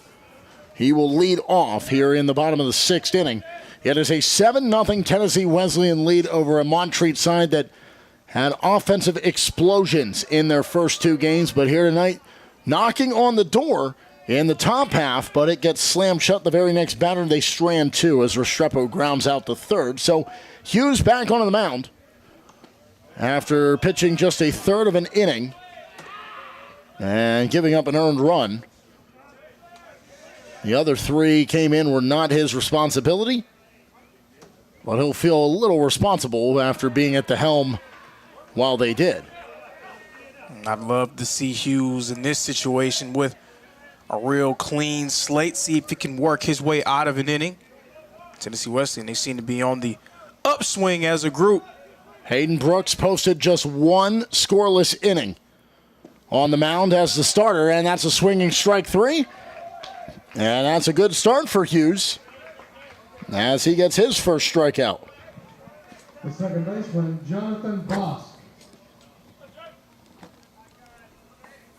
So Bosk, who has struck out 2 times, once swinging, once looking. He will come to the plate for a second inning in a row. He led off last inning. And a little bit of what we just saw from Montreat, who saw it from Tennessee Wesleyan the inning before, of a bit of a 2-out rally. But this time it's taken out to right field, and it's caught for out number 2. And now Alan Gil Fernandez comes to the plate. 2 runs scored on 2 hits. But he was that second out last time up. He flied out to 8. That was when Brooks was in the game, and the starter for Montreat got the better of him the third time around. Luckily for Hughes, being able to see the first 2 batters of this inning, the only 2 batters, 2 capable bats in Teal and Bosk, but the only 2 batters in the lineup batting under 300. Give me one of the plethora of examples why this team is in the top 25. That statement right there. Chopper over to the left-hand side. That's going to go foul.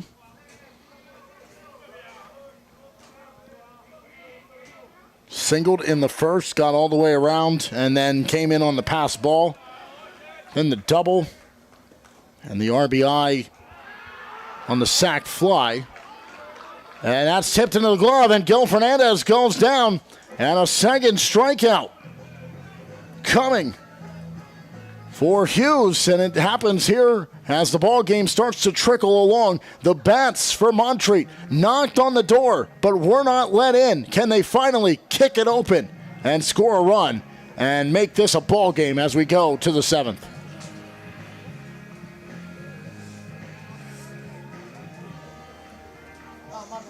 Sorry, he was playing with the camera and I was trying to get the shot.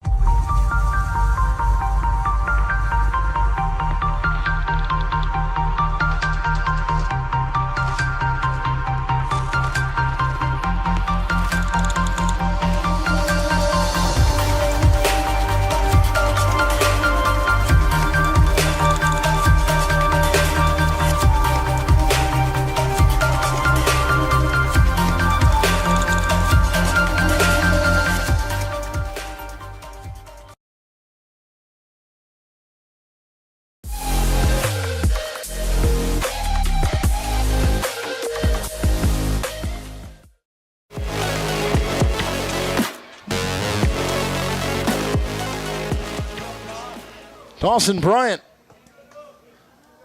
is the man tasked with leading off the top of the 7th for just the second time. Montreat will follow a scoreless frame on the bottom half of the scoreboard by the Bulldogs of Tennessee Wesleyan. They are ranked 16th in the latest national poll. Only team of the 3 in the AAC that are ranked in Milligan and Johnson alongside them, as that's a strikeout, and it's his 11th of the game as Bryant is retired, and Jackson gets yet another K to his credit. And that brings up Gonzalez. Tennessee Wesleyan, the only team of those 3 that did not move in the rankings. Milligan skyrocketed after winning against Johnson in that final series of the regular season. They come shooting up from 21 to 11, while Johnson falls from 4 to 6 and still stays inside the top 10. But Milligan right on the doorstep of that. But both of them taking losses yesterday. A bit of a surprise to see the 1 and the 2 seed in the losers bracket. Now the 4 seed joins them, as earlier Spartanburg Methodist went down to, outside of Montreat entering this game, one of those teams that you say no one wants to play them right now, the Bryan College Lions, as they pick up a big win in that one as well. That was a very entertaining game and some great pitching, and Pioneers got into trouble when Tyler Gray goes the distance, and that was a great performance by him on the hill in that one. And we are seeing another great pitching performance here this week. Jackson has been slicing and dicing apart the Cavaliers. And he delivers the 0-2, and it'll just miss for Gonzalez. Trying to avoid a second consecutive strikeout, not only as a team, but for himself, as he struck out in the 5th. 1-2, that bounces in, and Cavaliers saying, oh, we wish somebody was on the base path, as that one careens away. But on that point, I mean, how spoiled are fans of Tennessee Wesleyan to see your team go 20-7 in conference play, 37-14 overall, and you're like, we've been better than this. 2-time national champions. They've been winners of 16 of the last what is it, 19 if I remember? 16 of the last 19 regular season titles. Talk about sustainability of excellence. That is what comes with the blue and white and, in this case, black of Tennessee Wesleyan. And yet another strikeout back-to-back for Jackson. And it's 2 up, 2 down here in the 7th. Montreat, they won't have much of a chance to do anything in this game if they can't find a way to crack the code of Justin Jackson. Hunter Furchess has had the rare feat tonight of being the only player for Montreat that has reached base on 2 different occasions. He was walked aboard in the 3rd, then singled and got stranded there in the 5th after there were 2 Ks in front of him and then a strikeout after. Seems like we hear that a lot, and Jackson trying to make sure that we have to write a 3rd strikeout down in our book. 0-2 count, 2 outs, nobody on. Jackson working against Furchess. Can he gut him out right here? Strike 3, got him swinging.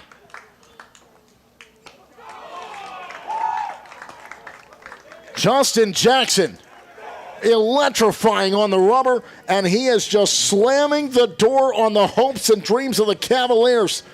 That mighty sword that the Cavs entered this game with, it has gone dull and not threatening unless the offense can try to sharpen it in the last couple of innings, but they're back on defense and trailing by 7.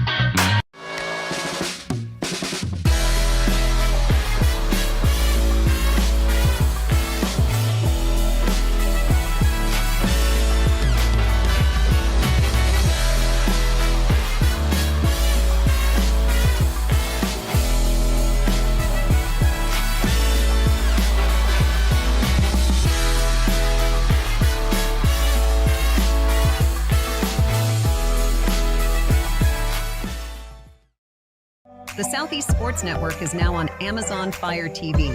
Now you can download the SESN app and watch on any Amazon-enabled device, such as your Fire Stick. The easiest way to download the app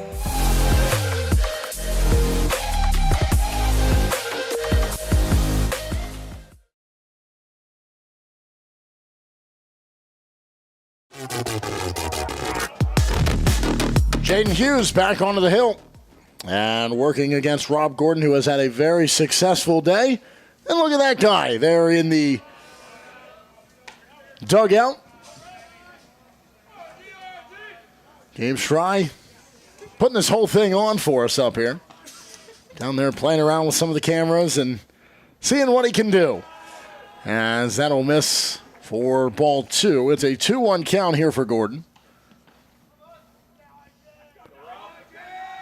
7-0 ball game. Gordon has singled in all 3 plate appearances. Can he make it a 4th? It's going to be hard to do. He's got to beat out the throw, and he cannot do so. So he finally sees his streak come to an end, and it's out number 1.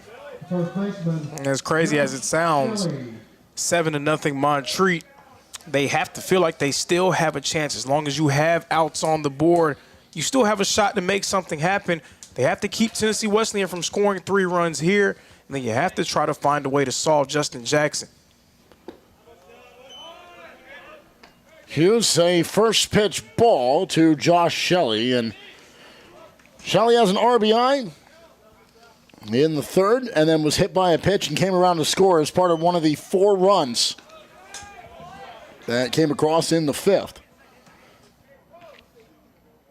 Grounded into a 6-4-3 double play. Gordon got on in the 1st, and, well, Shelley didn't help him out. They both went back to the dugout after Gil Fernandez had scored. That actually put Gil Fernandez over to third base, and then he was able to come home on a pass ball, or excuse me, a wild pitch, rather, from Hayden Brooks.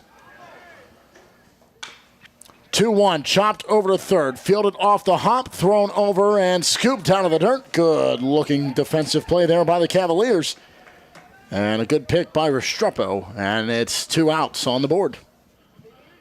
Right fielder, Colton. You look at this and you say, defensively, it has been a great game by Montreat. The center fielder. There is nothing truly that they have done to beat themselves, and that's representative of the arrows up there. We say you got to make the routine plays if you want to try to pull an upset, but you also have to find some offense and keep theirs off the board. But they go 1-2-3 as Hughes comes in and makes quick work, and now the bats come back to the plate, but they have to get something going as we go to the top of the 8th. Otherwise, TWU rather, can make their way into the next round with ease.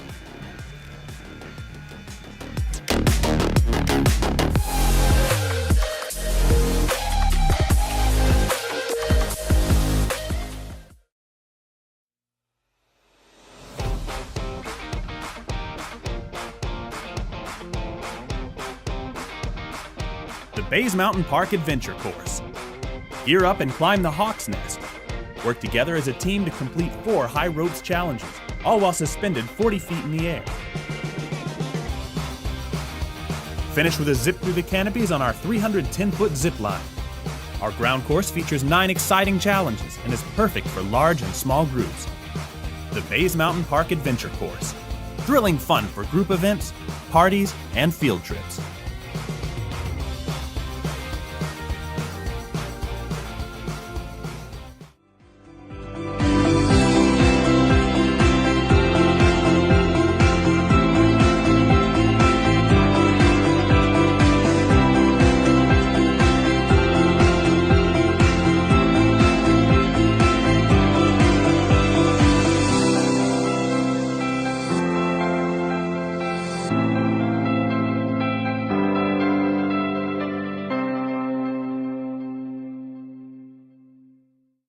Hold on. The previous play is under further review. I'm not sure what he could review, but okay.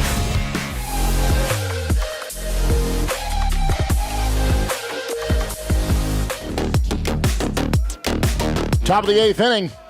And a first pitch strike. Swung on and missed by Ethier, who's the 9-hole hitter after 3 up, 3 down, all strikeouts for Justin Jackson last inning. And that'll miss. It's 1-1. I was using it. Jackson has just been lights out under the bright lights here on top of the hill in Kingsport. And that's a second strike of the at-bat. It's 1-2. In just a few weeks' time, the Axemen of the Appalachian Summer League, they'll take to the field here at Hunter Wright Stadium. Woodbat Collegiate Summer League. The 1-2, and that's fouled off the right-hand side. Oh, look out below. Get Coach Pop on alert over there. 1-2. And that's nubbed over to the first base side. And it will be foul, so Jackson will try it again.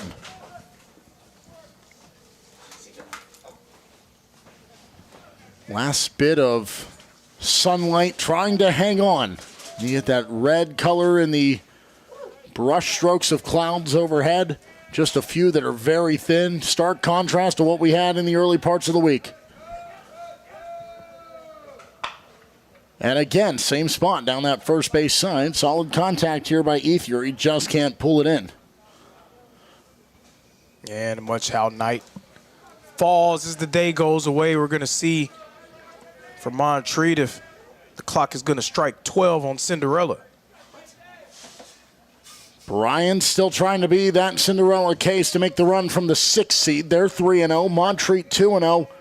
Tennessee Wesleyan only needed one, and that's a ring up of Ethier. Yet another strikeout, and he goes down looking, and Jackson continues. That's now 4 consecutive through the last inning and a third. He just continues to mow him down, and Montreat running out of gas for air, potentially down to their last 5 outs of the ball game. 14 strikeouts for Jackson. And a first pitch strike to the top of the order in Austin. At a point, if you're Montreat, why not just go for broke? And that's strike 2. He's just firing them in there, and when you're feeling it for Jackson, you are feeling it. Can he make it 15? The 0-2. The lefty kicks, delivers, and it just misses, and it's 1-2.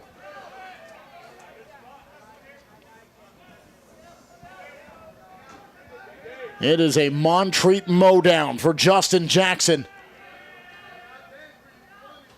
1-2 comes home. Rung him up. 15th K of the ball game for Jackson, and I think he lost count. He's got 2 outs. He has to get one more, but 15 times a batter has been sat down on strike 3. But at this point, I don't think you can afford to get struck out looking. Again, I think you need to just try to go for it. That is back-to-back. That is frozen batters in this 7-0 ball game, and now Cameron Nagel, who has struck out twice, and really, who hasn't at this point? But he also had the first hit of the ball game, one of just 4 for Montreat, and it's a first pitch strike. No surprise there from Jackson. But I am going to shoot them some bail. It's easy for me to say from up here, oh, you got to swing at that, but you're not the one watching the heater on the inside corner of the plate. Yeah, I know it looks a little bit different in that batter's box, but Nagel settles back in out of the right-handed side, facing the lefty for a 4th time today. 1-1, that's chopped foul, and it's 1-2. And anytime you get the 2 strikes, Jackson is up there just chomping at the bit to see if he can get to 16, which would be a tournament high so far. But you know what? We make contact. 1-2. Oh, that brushes him back, and having the hot step that away is Nagel, and it's 2-2. Those guys over there, Tennessee Wesleyan, they are absolutely letting you hear it every single pitch. Their offense has come to play, gotten 7 runs and 15 Ks from their ace on the hill. And that one slips away from him. Again, he tries that inside pitch. That's how he's rung up the last 2 batters. But he just couldn't find the zone and nearly made contact with Nagel, and that's not what you want. You've retired the last 5 via the strikeout. Can he make it 6 in a row? Yeah, the rare passed ball from him. We haven't seen that a ton. 3 balls, 2 strikes. The payoff pitch. Low and inside, and just the second walk that he will issue. The route stops at 5 consecutive strikeouts, and a runner is aboard here with 2 outs as Nagel is on for a 2nd time. Brunner is one of those 4 hits. Had a single, got stranded at 3rd in that 6th inning where they had 2 men on knocking on the door. Can he do it again? That's strike 1. And it's so rare for them to get guys on. You just got to take advantage. Got to put yourself in a position. 2 outs, man at first. Oh, you can hear the oohs from Tennessee Wesleyan. They thought that was a great-looking pitch for strike 2, but instead, it throws the sticks up on the board, 1-1.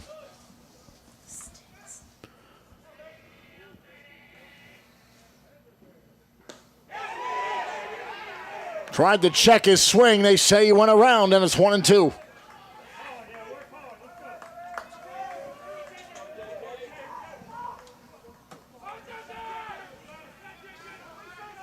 Just 2 walks. Can he bounce back with a out at the plate?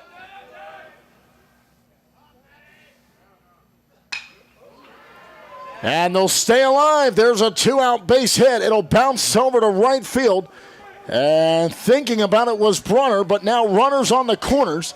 And Montreat, albeit they have nothing to show for it, on a couple of occasions have been able to get a base hit with 2 outs on the board. And a runner is in scoring position.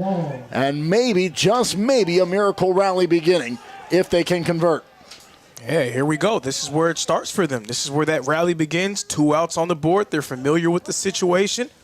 See if you can make something happen. Get yourself back into the ball game. Nagel is at third. At first, it is Brunner. Long, we know the power he can have. He's already got a double in this game. It's a slow chopper over to first. A quick flick. Did he get there first? Jackson steps on the bag, and they get out of the inning. Cavaliers don't agree. Trying to use the age-old adage of tie goes to the runner. But instead, the runner goes to the dugout empty-handed. Out number 3, and Montreat continues to post a 0 on their side of the scorebook. It is 7-0 as we go to the bottom of the 8th. Tennessee Wesleyan is sniffing around the final score. They're trying to dig it up and dig in more.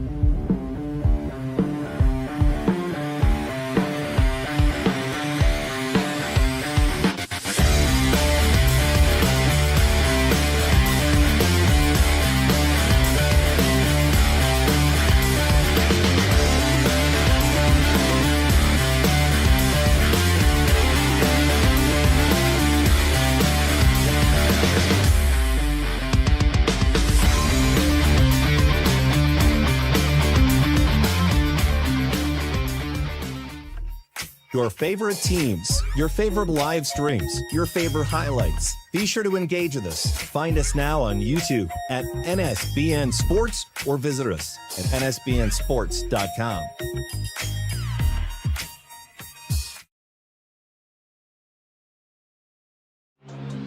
All of the ways to watch your favorite local and regional sports. Join us now on Twitch TV. You can also find NSBN on Amazon Fire TV or visit us live on YouTube as we stream games there as well. Another fan favorite way to watch is nsbnsports.com. You can also find us through our NSBN app, free to download from the Google Play Store, and Roku TV, where you can find all of our content.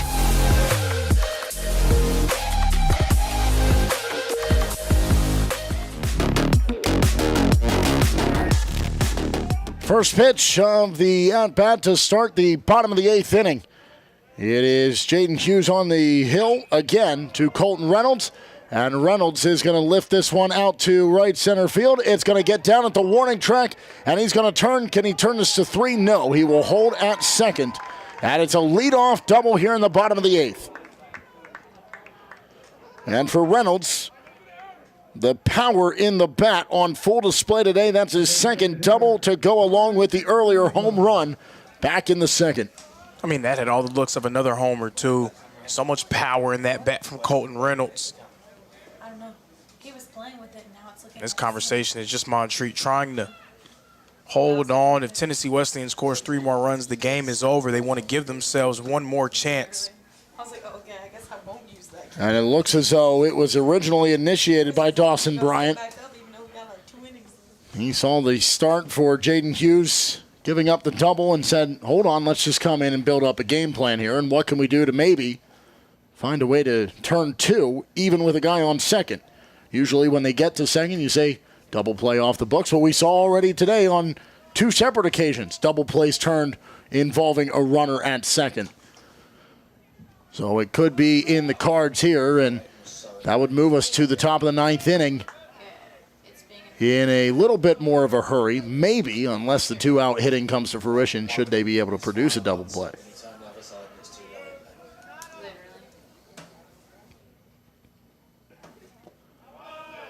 Well, conversation didn't produce a strike as Hughes drops it beneath the strike zone.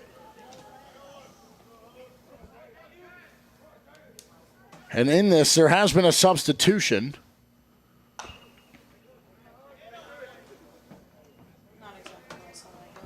As Devin Smith has gone out to right field instead of Justin Austin.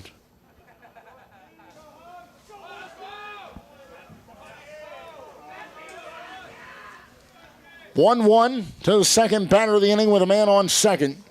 That's Reynolds. And it's 2-1.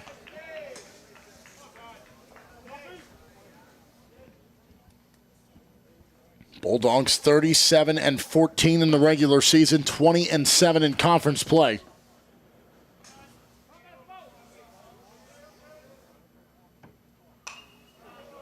First time in 18 years that they played on day one, but their reward for winning on day one, they didn't have to play on day two, so a bit of a rarity for them.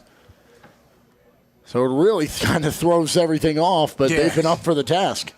Yeah, real break in the rhythm, I'm sure. But they have been up to the task. That's a swing and a miss, and it's strike three. And since Hughes has entered the ballgame, he's had some strong outings here and picks up yet another strikeout. Had 2 innings ago. And also got him to go 1-2-3 the inning prior.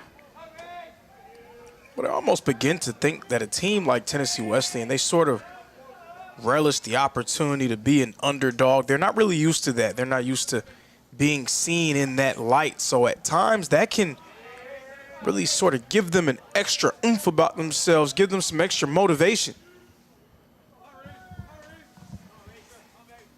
So now Reese Jordan will take his first at-bat. Sands coming in for Ethan Wright.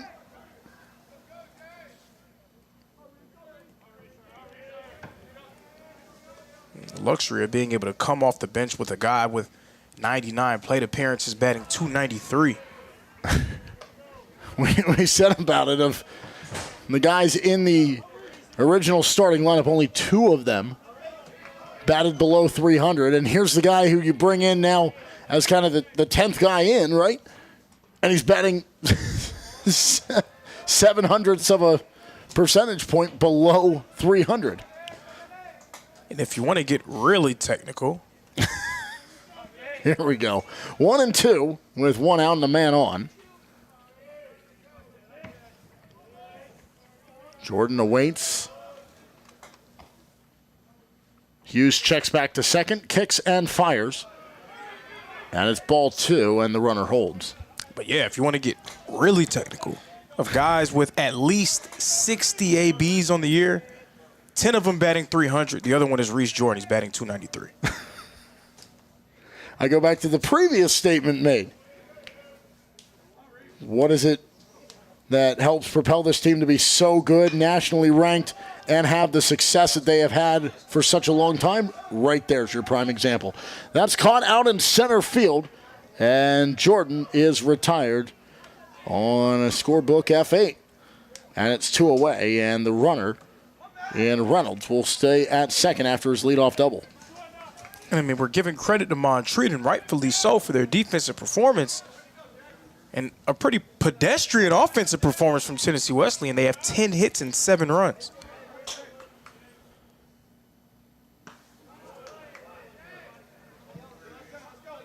That's a swinging strike 1 for Thomas Teal. Teal is 0 for 3. It's one of those that hasn't really gotten anything going. A couple of ground outs and a strikeout in his last time up. That was Hughes' first strikeout. Now he's going to line out to second, and that ends the inning. 4 batters faced, and Hughes, since coming in, he's been up to the charge, but he needs his offense to try to help save the day, and they have one last chance. Otherwise, they'll have to use that safety net tomorrow and fall back onto the double elimination and play in a win or go home scenario And it'll be Tennessee Wesleyan who remains in the winner's bracket. But the top of the ninth comes up next.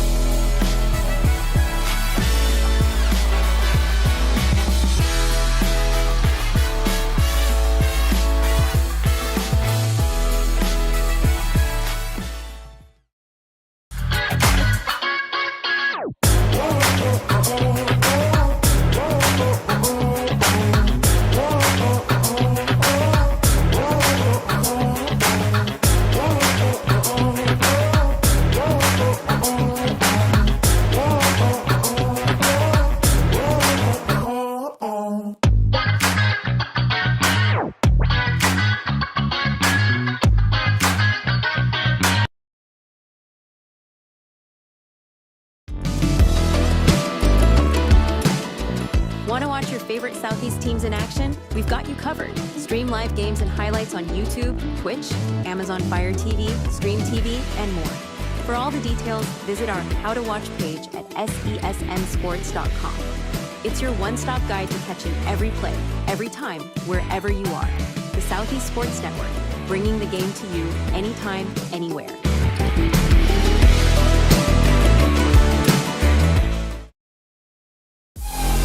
What?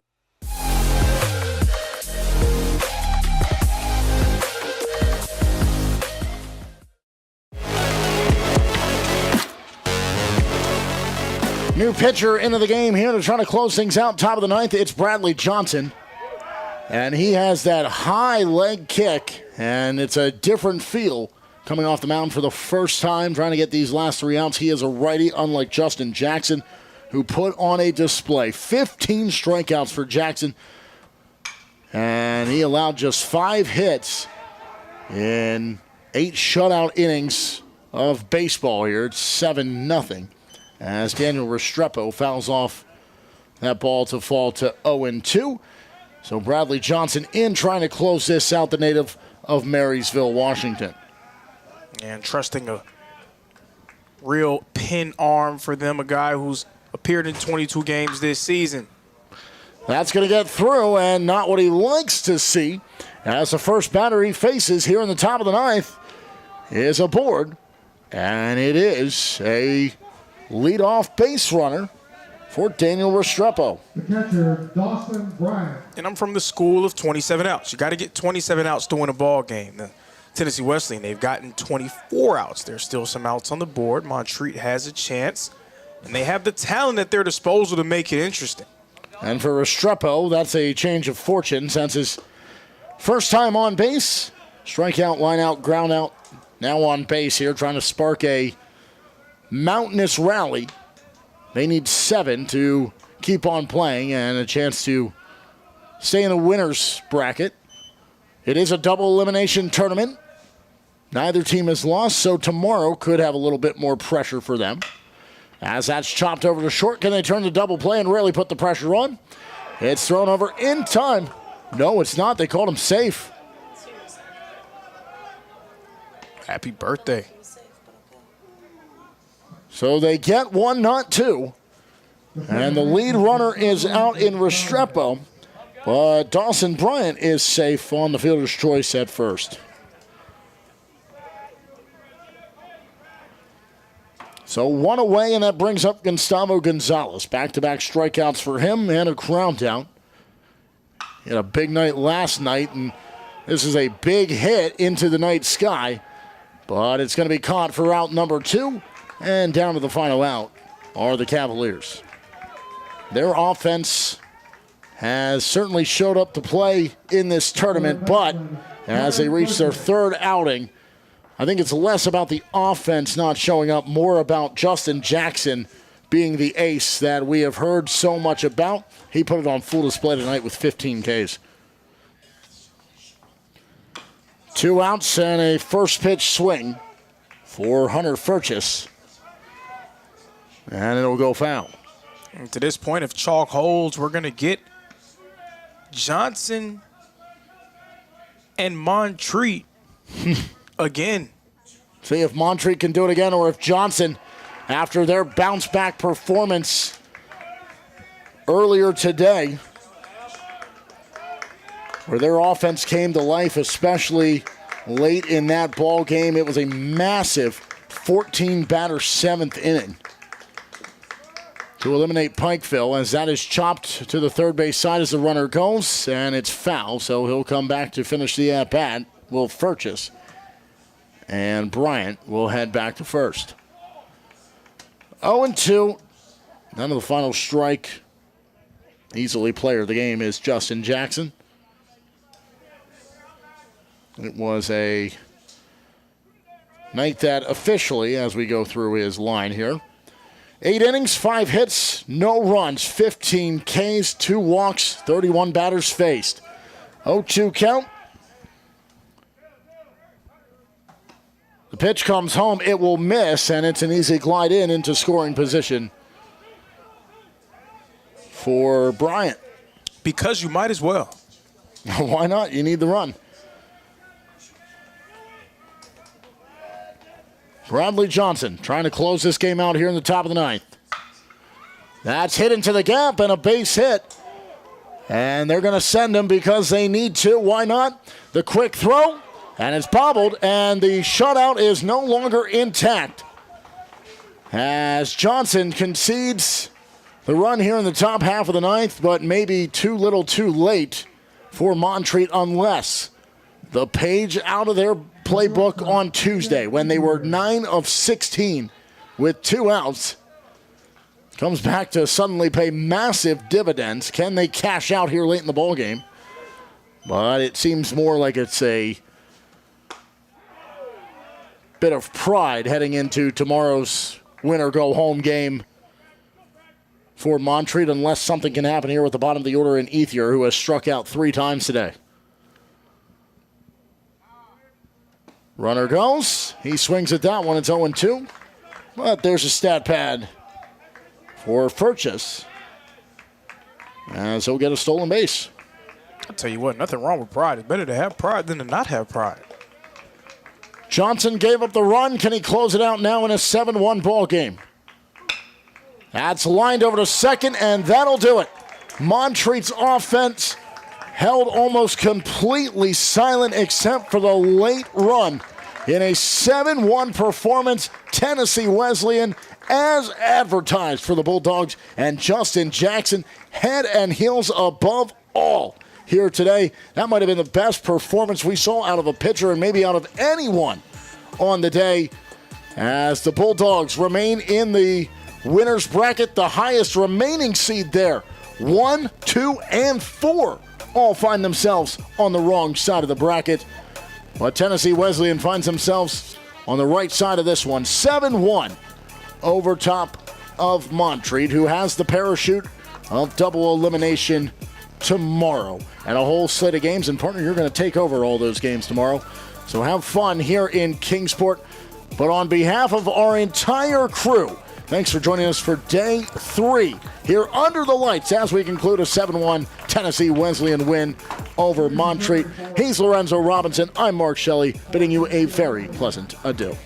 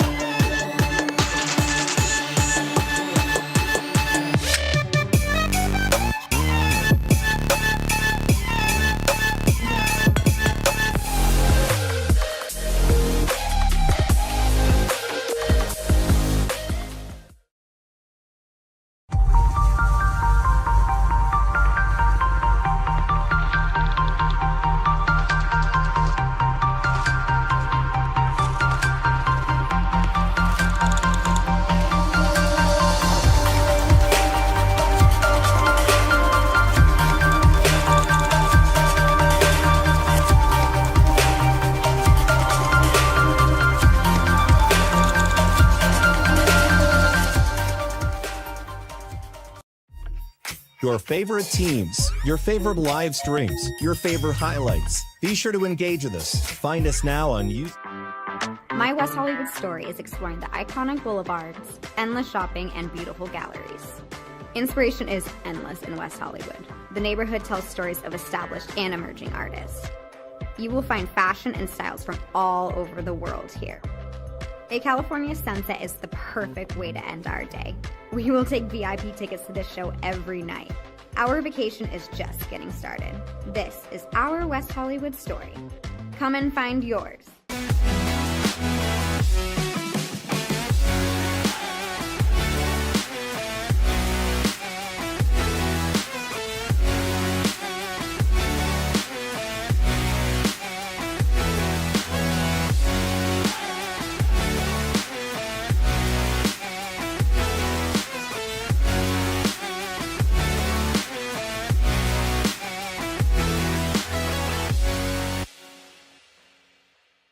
LA Galaxy belongs on the best surfaces.